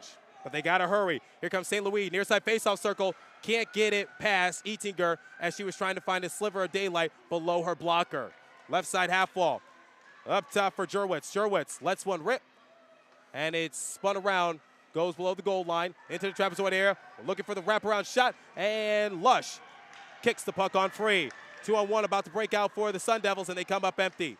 Back into their defensive end. Lush trying to quarterback the offense for the Sun Devils. Taps it off the boards, wrestling alongside with Kelsall on the far side in front of the benches. Collected by Lavelle. Lavelle takes a pass to blue line. Tries to drop it on back to Olsen, but it looks like it was a little too close for comfort as Olsen got dangled up alongside with Lavelle. 7:40 remaining in the final period of regulation. Still a tie game in St. Louis. Lavelle takes it past the red line. Now past the blue line. Lost control of it. Knocked off the puck by Cooper. And now here we go. Far side faceoff circle. Can Eatinger make another save? She does. Put a little too much pepper on that biscuit was Sophie Brennan once again. That's the second time this period in which Brennan collects the puck, goes off and running, and tries to get a point-blank shot attempt on Eatinger. And both times, Eatinger had to make a crucial save. Because I hope this doesn't jinx anything, but it seems like the first team to score that third goal will win this game. Shot attempt fired below the goal line. That's what the Sun Devils need to do. They need to keep an eye on Sophie Brennan, especially when they turn the puck over. And you got to get off and running fast as the Sun Devils ice the puck. Getting there in plenty of time was Maddie Johnson. We head back down to the other side of the rink in the north side for a faceoff with 7:08 remaining in the final period of regulation. Shots on goal differential 37-22 in favor of the Saints. Faceoff on the left wing side, stick side of Eatinger. It's drawn. Won by Maryville. Looking for a shot attempt. Wide open opportunity for Dawson on the left point. Glides it on down to Gillings. Goes below the goal line. Looking to center off alongside with Gillings, and that pass was not good. It went horribly awry as it flies down to the other side of the rink. Dawson will collect it on the near side corner. Tries to spin it around back into neutral ice. Coons getting chased with it alongside with Johnson. Wins the foot battle. Coons pitches up ahead to Martin. Martin takes it below the goal line. Johnson there on the forecheck. Left side half wall for the Sun Devils. Craig tries to maneuver it on free, passing it over weakly to Platson. Platson unable to get full control of the puck. Near side faceoff circle for Poisson. Now here come the Sun Devils. Pass attempt to Martin. Doesn't go anywhere as Martin peels off the rink. Near side for Platson. Platson takes it below the goal line. Centers it around. Back into neutral ice, and unfortunately, that's going to be a penalty assessed to the Sun Devils, and that's going to be a tripping call As heading to the sin bin is Sydney Paulson, and she knew it right away. 6:07 remaining in the final period of regulation. And the roster shrinks by 1 for ASU. We've seen Paulson, Murphy, and also Martin spend some considerable minutes in the penalty box these last past games for the Sun Devils. So let's see what the Sun Devils could do shorthanded. We've already seen them score a couple power play goals, but now they got to prevent the possible game-winning goal from Maryville while they have the extra man. Bounce in front of Eatinger. Tries to slip it on past her and unable to do so. Goes below the goal line. Sun Devils have got to clear the puck. Full pressure by the Saints. Far side faceoff circle for Jurwitz. Right side half wall. Saints going to try this again. Looking for the wraparound attempt. And Sun Devils play some excellent defense. Up top for Jurwitz. Jurwitz turns her hands as that's waffle boarded away by Eatinger. Stays on the near side. Now back into neutral ice at the red line. 5:25 remaining in the final period of regulation. And 1:17 remaining in the penalty for Paulson for tripping. Far side corner. Looking for an opening. Banks it off the glass. In the attack again for Maryville. Goes back to Martin, and Martin clears the puck down to the other side of the rink. That'll kill some time. 1 minute remaining in the penalty to Paulson. 5:05 remaining in the final period of regulation. 2-2 is your score. Up ahead to O'Leary. O'Leary unable to do anything with it. Can't take it past the blue line. Swivels back into the stick possession of Platson, and she blasts it down to the other side of the rink to kill some more significant time.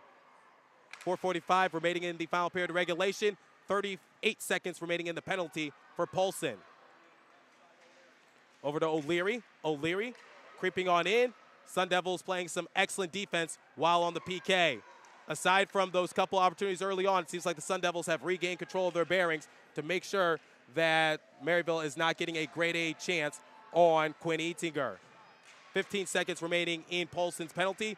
Puck is maneuvered back out to center to kill some time. Everyone from Maryville has to come back and reset. St. Louis takes it just past the blue line, finds the stick of Platson. Satera hustling for it onto the near side faceoff circle alongside with Jurwitz. Takes it to the near side corner. Jurwitz pestering and hounding her, and Paulson checks back into the game. We are back to 5-on-5 hockey with 4 minutes remaining in the final period of regulation. Shots on goal differential 37-22 in favor of the Sun Devils. 3:50 remaining in the final period of regulation. Near side half wall for Ring. Lost control of it to Callhammer. Callhammer takes it below the goal line in the defensive end for Maryville. Back into neutral ice. Trying to tap it on free is Radcliffe. Radcliffe at center. Looking to penetrate on in. Now on the right point. Lets a shot rip. Trying to go back door, and nobody was home for the Sun Devils. Worth mentioning that Berkeley Radcliffe does not have a goal this season. And if she were to get that goal in that sort of moment, that would be one heck of a time to get your first goal of the season. Ring with the shot attempt. The reigning WWCHL MVP can't get it past Duncan. Duncan elects to just let the puck drop, and we play on. Goes off the skate of Brennan. Back into neutral ice. On the near side for O'Brien. Maryville trying to work from right to left. Sun Devils left to right on your radio dial. Fleming in front of the benches. 2:55 remaining in the final period of regulation. We are still knotted up 2 apiece. Trying to kick it on free over to Platson. Platson on the far side, I beg your pardon, in front of her bench. Ketchum drops on back into neutral ice. Everyone from the Sun Devils has to come back and reset. Ketchum comes off the rink. Puck is jammed in front of the penalty box. Collected by Rutherford. Rutherford passes over to the far side. Dips it off the boards into the possession of Brooks. Brooks takes it just past the blue line, and unfortunately, a couple of her teammates were ahead of her before the puck. That's offsides, so we head back into neutral ice for a faceoff. That was Jurwitz and also Gillings that were ahead of Brooks, and that's going to be offsides every time, clear as day. 2:22 remaining in the final period of regulation. Can't decide a winner. Then we'll play another period of OT, do or die. Bounces off the boards, goes below the goal line for Brooks. In the attacking end for Maryville. Near side for Martin. Martin misses the puck. Back into the defensive end for Maryville. Far side for St. Louis. St. Louis takes control of it momentarily. Over to Putnam. Putnam Takes it just past the blue line, rims it around over to the right side half wall. Sun Devils trying to get a twig on it. Goes below the goal line for Lush. Lush banks it off the boards in the trapezoid. Now point blank shot attempt, and what a glove save by Etinger. Went in and out of the trapper, but that's okay. The save is the save, and that was on the leading goal scorer for Maryville, Johnson. That's not an easy task. Near side, here comes Poisson. Poisson greeted by Platson on the near side faceoff circle in the defensive end. Almost a turnover by Coons. Coons in a bit of a mess. Right side half wall. Maryville will set up shop in their offensive end once again. Now here comes Lavelle. Lavelle. Messenbrink is to her left. Lavelle drops on back to Messenbrink. Goes back to Johnson. We have 1 minute remaining, and we need a winner. Drops on back to Platson. Knocks it on loose, and here comes O'Leary. Trying to go backdoor alongside with Brennan, and that pass went a little errant, and it goes back over to the Sun Devils. Banks it off the boards. Deep into their defensive end are the Saints, and that's an icing with 39 seconds remaining in the final period of regulation. Shots on goal differential, 38-24 in favor of the Saints. I would say this is the best period that the Sun Devils have played so far during this tournament. Because not only did they score, but they seem to have more energy and they seem to have more life, and their passing is a lot better. Face-off is drawn. Trying to knock it on loose to the right point for Maryville. Taps off the stick of Jurwitz, goes below the goal line. Collected by Coons. Coons pitches up ahead to Lavelle. Shovels it free over to the red line. Maryville doing whatever they can to look for one final push. We have 18 seconds remaining in this period. Over to St. Louis. Now over to Dawson. Back into the defensive end for Maryville. Trying to reset their offense. 7 seconds remaining. They have no choice but to shoot it. Excellent defense by Platson. Lavelle comes scooting on in, and they're not going to get a shot off as time has expired, and we have a tie game here in St. Louis. Triple zeros have hit the board. ASU, they wanted their moment, and here it is. You're going to go into overtime. You're going to get some rest, and now, win or go home, do or die. I know it's not exactly a game 7, but it's definitely an elimination game. And can the Sun Devils walk home heroes and keep their season alive? We've seen Craig and Murphy step up big time in the third period, especially on the power play. But let's see if the Sun Devils can try to capitalize on even strength goals. And for Maryville, they seem to have lost their momentum. Can they regain it? We'll have all those answers and more when we return on Inferno Radio. Once again, this game is going to overtime, tied 2 apiece between the Saints and the Sun Devils. Trey Matthews, your play-by-play announcer. I will see you momentarily. Do not go anywhere, and enjoy this interview between team reporter Chase Beardsley and Jill Ketchum. All right, I'm here for the first main interviews with the ASU women's hockey team. Sit-down interviews after the season or during the postseason. First off, I'm here with Jill Ketchum. She is a senior forward for the ASU women's hockey team. She's also one of the captains. Jill, thank you so much for joining us. I appreciate your time.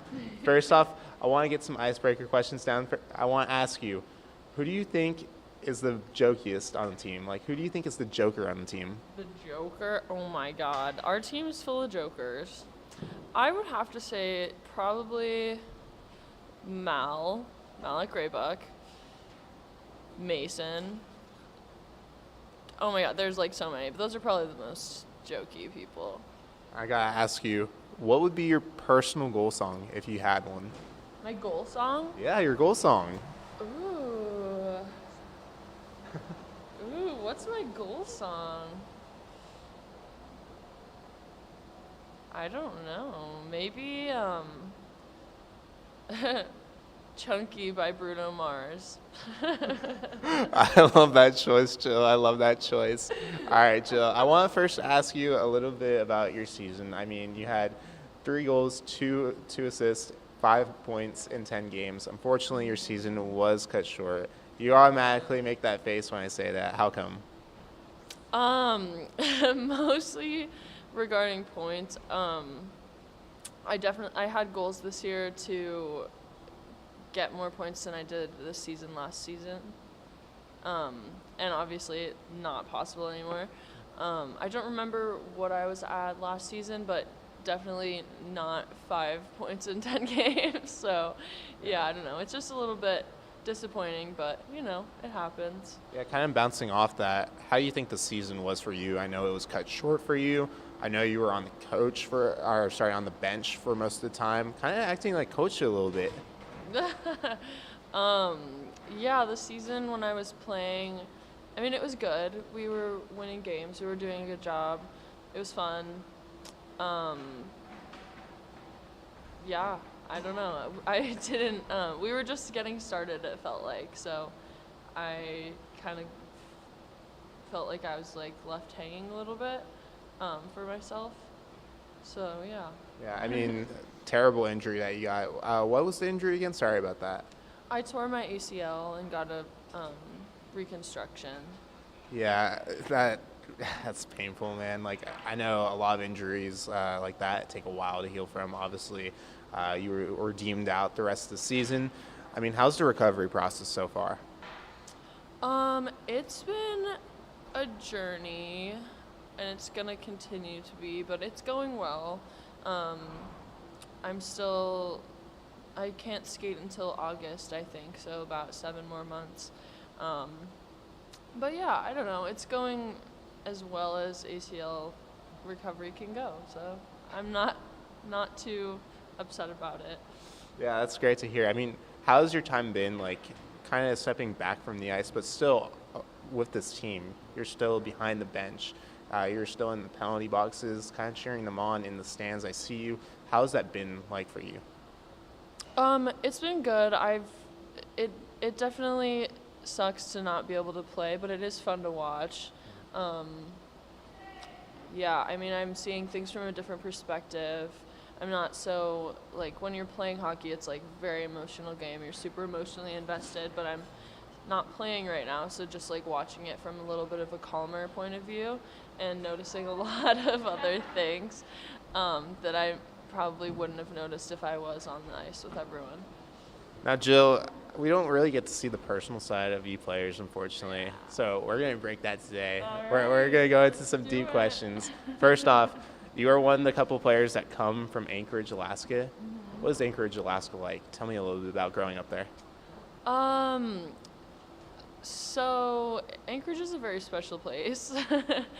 It's not a tiny city, but it's definitely small town vibes. It's beautiful. The mountains surround the whole city, and then the ocean is right there too. So it's really beautiful. A lot of hiking and outdoor activities in the summer and winter, but definitely summer is my favorite season there. What's your favorite thing about Anchorage? Oh my gosh, probably the access to the mountains. Yeah, that's awesome. I know your family grew up there as well. You, Berkeley, and Ellie all come from Alaska. Mm-hmm. Did you guys know each other before the season? Yeah. Burke and I,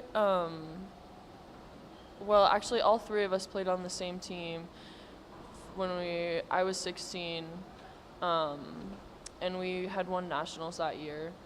And then, I think I only played with them for 1 season, but I knew them for a really long time before. Were you part of their recruitment process coming to ASU? Burke and I transferred here the same year, but it wasn't really by design. We had talked about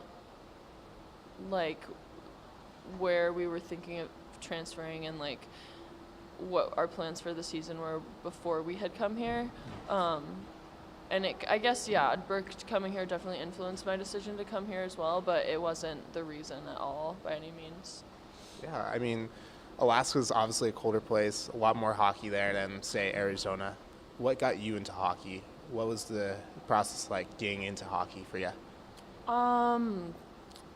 I just remember when we moved back to Alaska from Azerbaijan. I was 8 years old, and my parents were like, all right, time for you to choose a sport or a hobby, and I was like, okay, like I don't really know what to do, but my cousins always played hockey, so I thought it was cool and I wanted to try it, and then I really liked it. So Did you have a favorite NHL team or favorite hockey team growing up? no, I honestly didn't even know what hockey was until I started playing, until I was 8.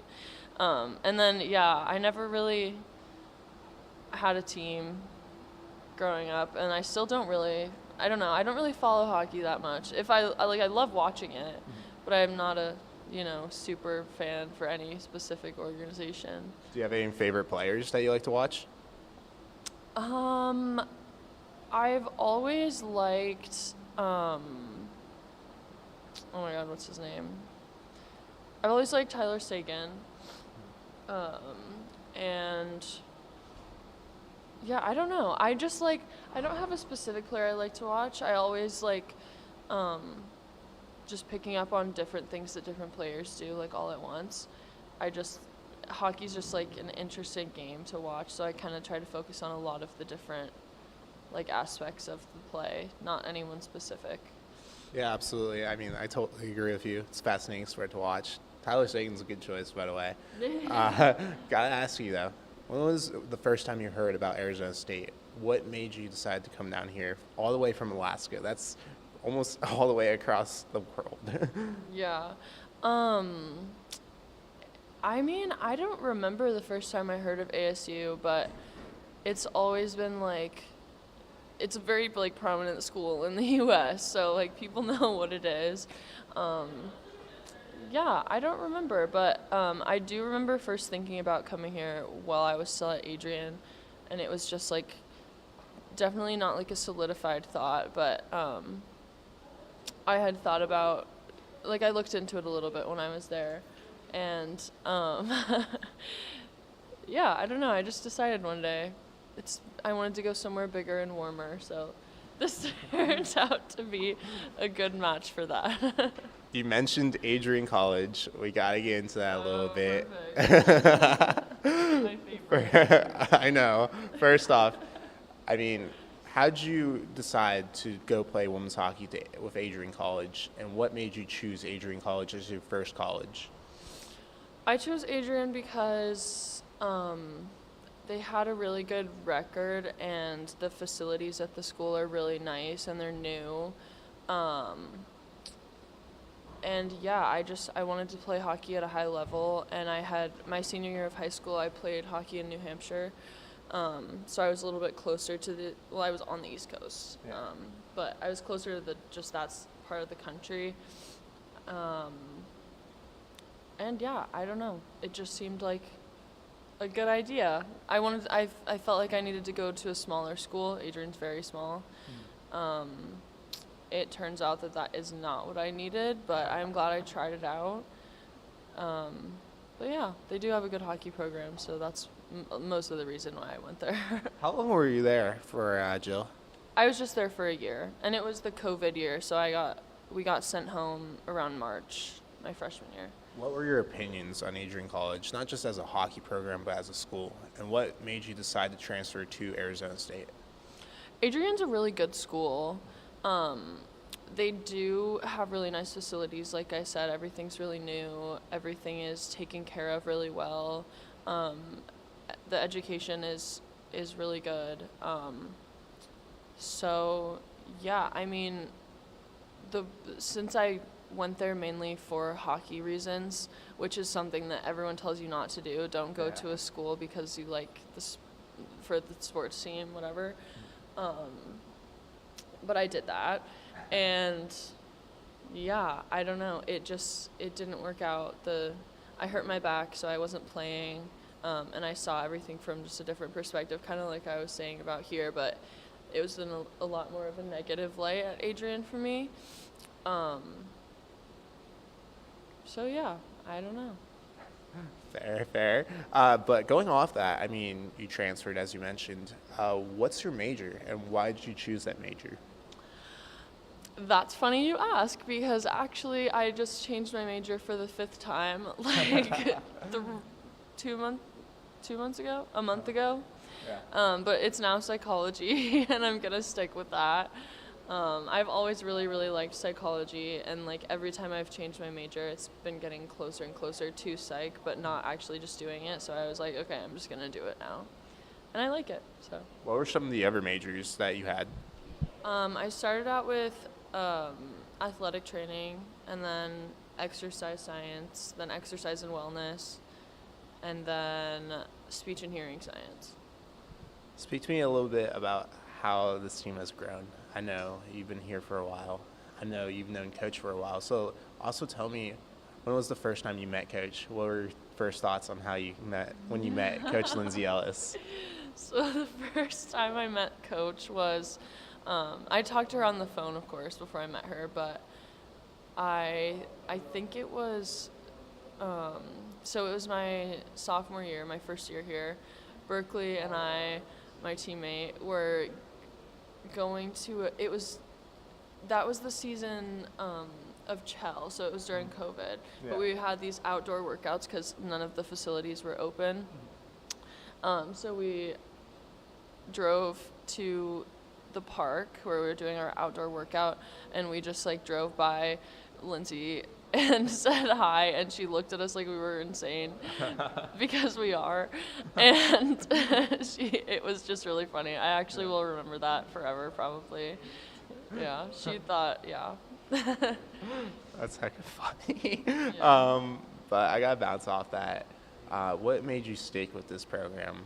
You've been here for 4 years or 3? This is my third year. Third year.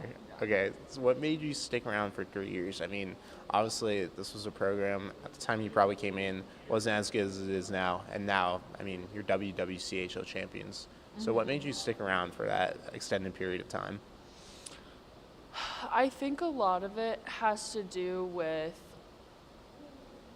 the culture of the team and how we're very much here for hockey. Like, it's a college sport. That's our job. That's what we're doing here. But like, it's also a family, and I really, really value my friendships on the team.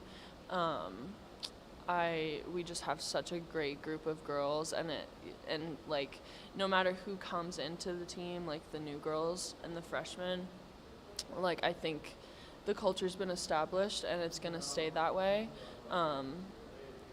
As long, I guess as long as it's maintained. But yeah, I don't know. It's a really, really great group of people.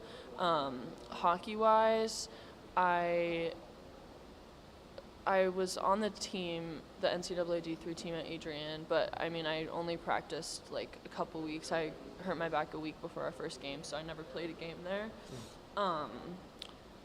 But I do like have. Welcome back to St. Louis. You got like, some extra hockey coming your way as 3 periods couldn't decide a winner. So we head into overtime to see who moves on and who goes home. Trey Matthews, your play-by-play announcer. Thank you for sticking by me during your busy midweek edition of ACHA Women's D1 Hockey. Once again, whoever wins this game moves on and will play Liberty University tomorrow night.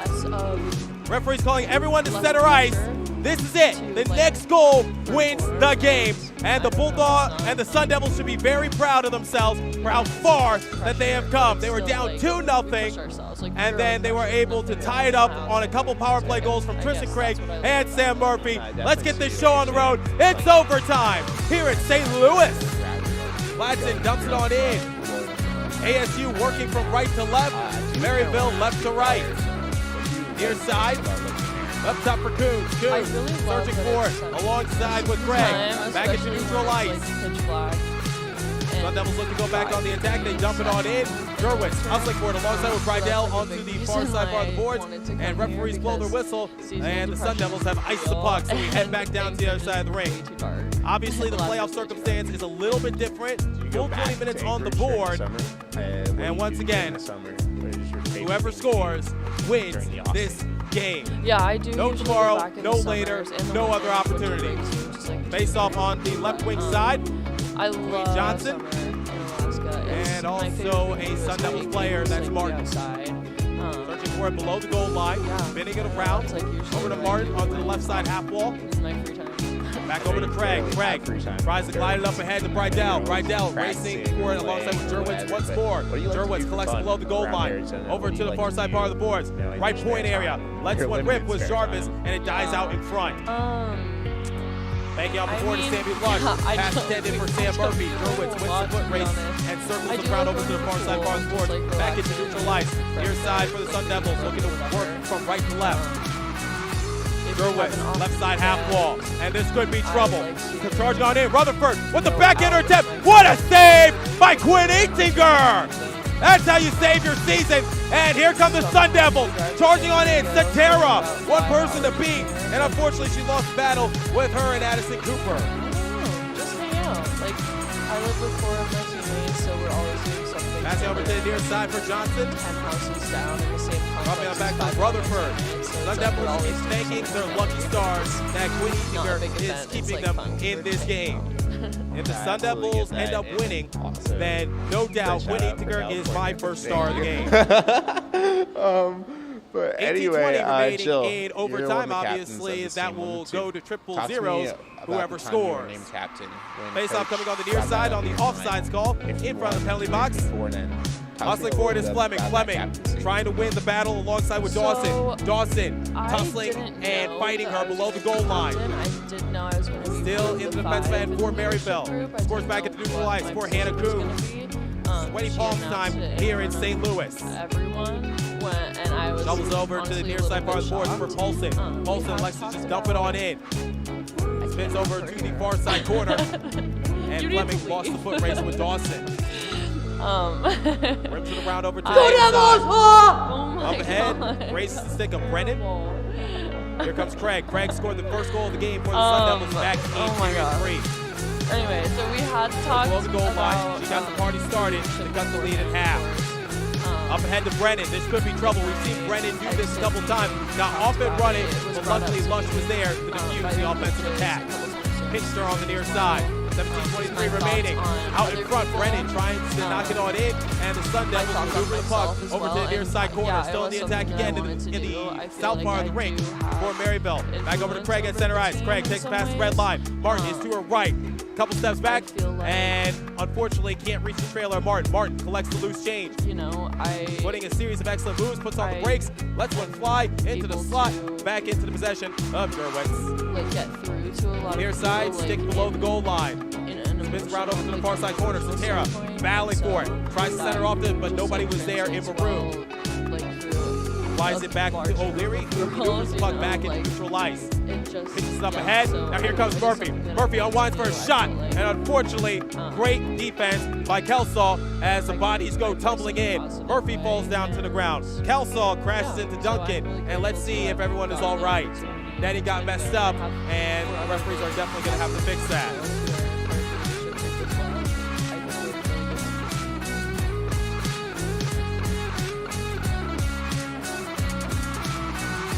Looks like Murphy is heading back to Sidman for the 3rd time this evening. So she'll sit for the next 2 minutes.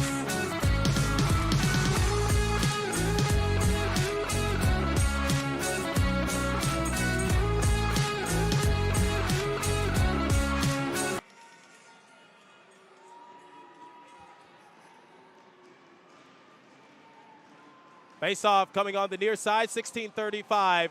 Remaining in OT. Let's see if the Sun Devils can try to capitalize while shorthanded. Face off on the right side half wall, goes below the goal line. Unwinds for the shot. Trickles below the goal line. I apologize for a technical difficulty moments ago. Got it fixed now. But like I said, there's no tomorrow, there's no later, there's no other opportunity. Sun Devils have got to win this game. Win or go home, it all comes down to this. Like I said at the beginning of OT, if you missed it. Left side half wall, up top for Jerwitz. Jerwitz spins it over to the near side for Johnson. Johnson on once for a shot, can't go top shelf on Eatinger, and that goes high at the crossbar. Spins it around over to the left point. Maneuvers it back to Callhammer. Callhammer on to the left side half wall. Bounce free. Rifles the puck down to the other side of the rink. And Duncan uses her paddle to stop it. Brydell hustling on in on the forecheck. 15:35 remaining in the final period, or final, period of this game, because this is overtime. 57 seconds remaining in the penalty assessed to Sam Murphy. Third time that she's been in the sin bin. Sun Devils blasted down to the other side of the rink to kill some time. Now here comes Polson. Fleming tries to knock Jurwitz off the puck, able to do so. Onto the left side half wall for Radcliffe. Banks it off the boards over to Sammy Lush. Sammy Lush onto the near side corner. Back into neutral ice, and the Sun Devils clear it down to the north end of the rink, the defensive end for Maryville, to kill some more time. 24 seconds remaining in the penalty for number 24. Sam Murphy changed her number from 14 to 24 during the offseason. Considers it her lucky number. 14:45 remaining in OT. Jill Ketchum collects it. Near side. Left side half wall. Battling for it. 1 second remaining. And we are back to full strength. We are back to 5-on-5 hockey. Drops on back with a shot attempt. And Duncan makes the save. Oh, man. Radcliffe wanted that one. Far side faceoff circle and couldn't put it in. Pause for station identification real fast on Inferno TV.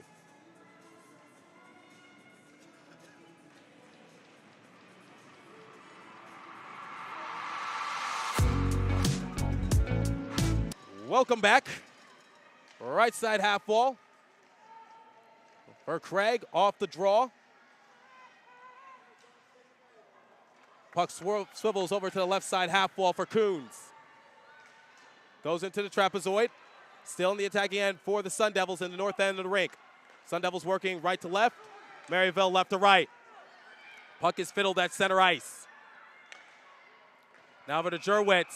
And offsides is called. 13:59 remaining in OT, tied to a pop. Sun Devils looking to get their first even strength goal this tournament.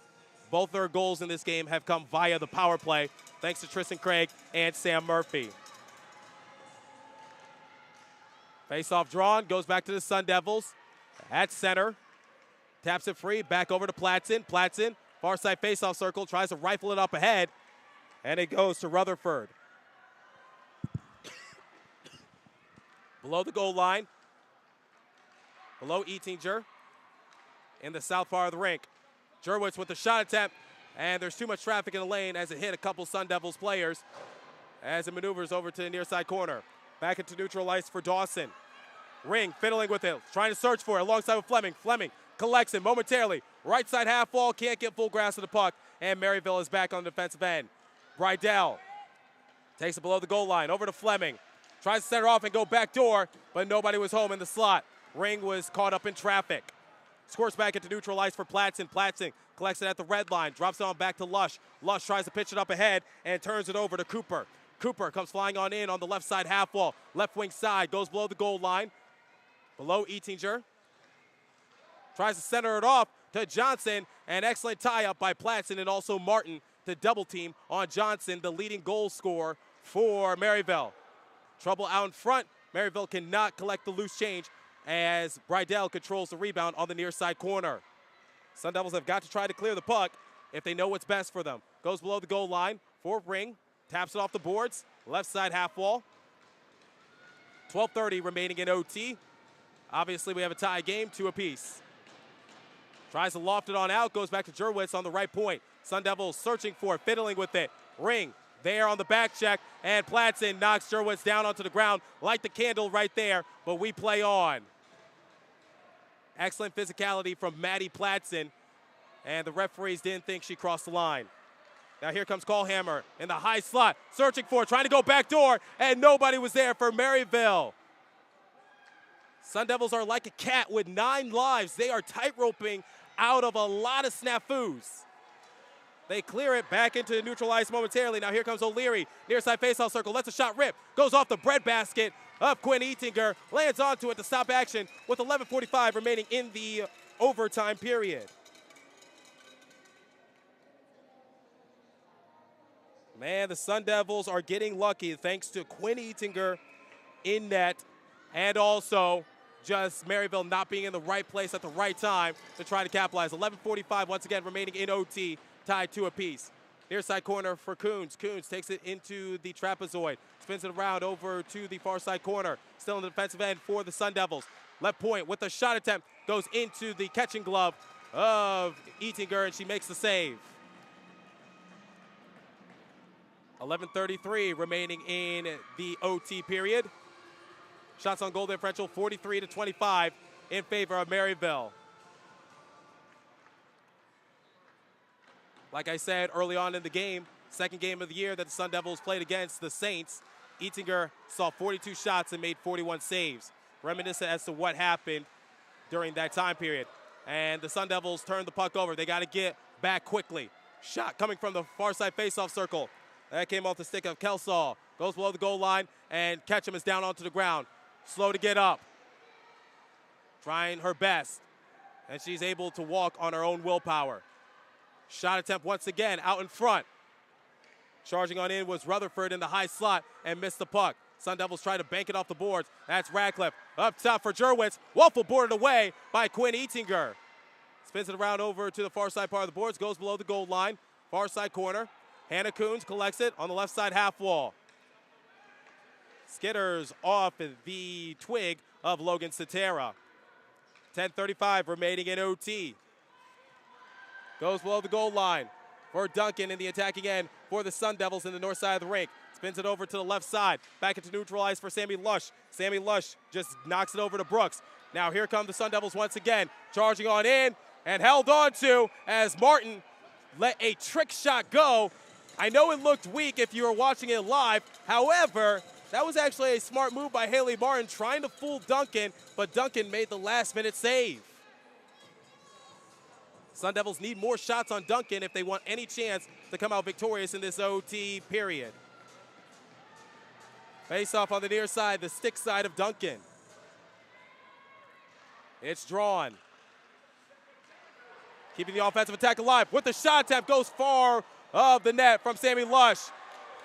And referee's hand goes up in the air. Quinn Etinger racing off the rink. Remember, the Sun Devils capitalized on a power play goal early on, not once but twice in period 3 to tie up this game. Let's see if they can get another opportunity. Extra attacker out for Sun Devils as Maryville has not touched up the puck yet. Craig banks it off the boards. Now over to Platton. Referee's hand is still up in the air. Net is empty for ASU as they have the extra attacker. Maryville finally touches the puck as tripping will be assessed. Sherwitz, the captain, touched it.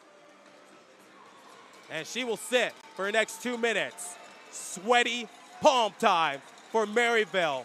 They gave up 2 power play goals in period 3. Sun Devils wanted a miracle. They wanted their opportunity. Here's their miracle. Here's their chance to capitalize. Faceoff coming on the near side faceoff circle, stick side of Duncan. Up top for Radcliffe. Passing over to the right point. Lets a shot rip, trying to redirect it out in front alongside with Sammy Lush. And Duncan finds the loose puck and holds on to it in her trapper. 9:33 remaining in OT. A minute 55 remaining in Emma Jerwitz's penalty. Right side half wall. Sun Devils let a shot rip out in front. It's Paulson and Lush. They're trying to hang in front of the net to get that redirect. Comes up empty, similar to what Sam Murphy did to tie up the game back in period 3. Speaking of which, Murphy collects on the near side, taking it past the blue line. Near side faceoff circle. Will she take it into her own hands to try to end this game? Over to the right side half wall. Into high slot, lets a shot go. It bounces, and it goes below the goal line into the trapezoid. Try this again. Less than 90 seconds remaining on the man advantage for the Sun Devils. 120 with the shot. They score! ASU will move on! Good night, Maryville! 3 power play goals, and for the first time in program history, the Sun Devils win a game at the ACHA National Tournament. Oh my goodness! Liberty University, get ready! What a play, Sun Devils! Oh my goodness!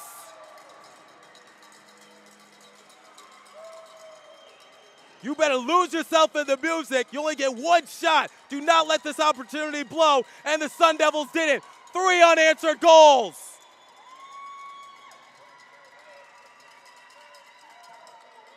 What a run for Lindsay Ellis' squad. And Sam Murphy picks up her second goal of the game. She took it upon herself to try to tie this game. She took it upon herself to get the game winner. Samantha Murphy, talk about redemption. What a great effort by the Sun Devils. They went down 2-0. Things were looking very grim. And they come away with the victory. While the players come to center ice to shake hands, I have some bad news to announce. I will not be present for tomorrow's game against Liberty University. I will be flying back to Arizona due to some work obligations, and this is my final women's D1 hockey game. I've been covering women's D1 hockey for the past 5 or so years, first with Adrian College and now with this Arizona State program. It's been one heck of a ride. Thank you guys for finally getting me to nationals. I've always wanted to do this. Great collective team effort. I'm very proud of the girls, and I wish them best of luck the rest of the tournament. Sam Murphy, Quinn Eatinger, Tristan Craig are my 3 stars. Want to thank everyone for always tuning in, whether it was on TV, whether it was on radio. And now ASU moves on to face Liberty University. So for the final time for ACHA Women's D1, I'm Trey Matthews signing out. Once again, the Sun Devils came out victorious, 3-2. And they scored 3 unanswered goals to move on and defeat Maryville for the 3rd time this season. For everybody here at Inferno Radio, I'm Trey Matthews signing out. Good night, everybody. Best of luck to ASU tomorrow night.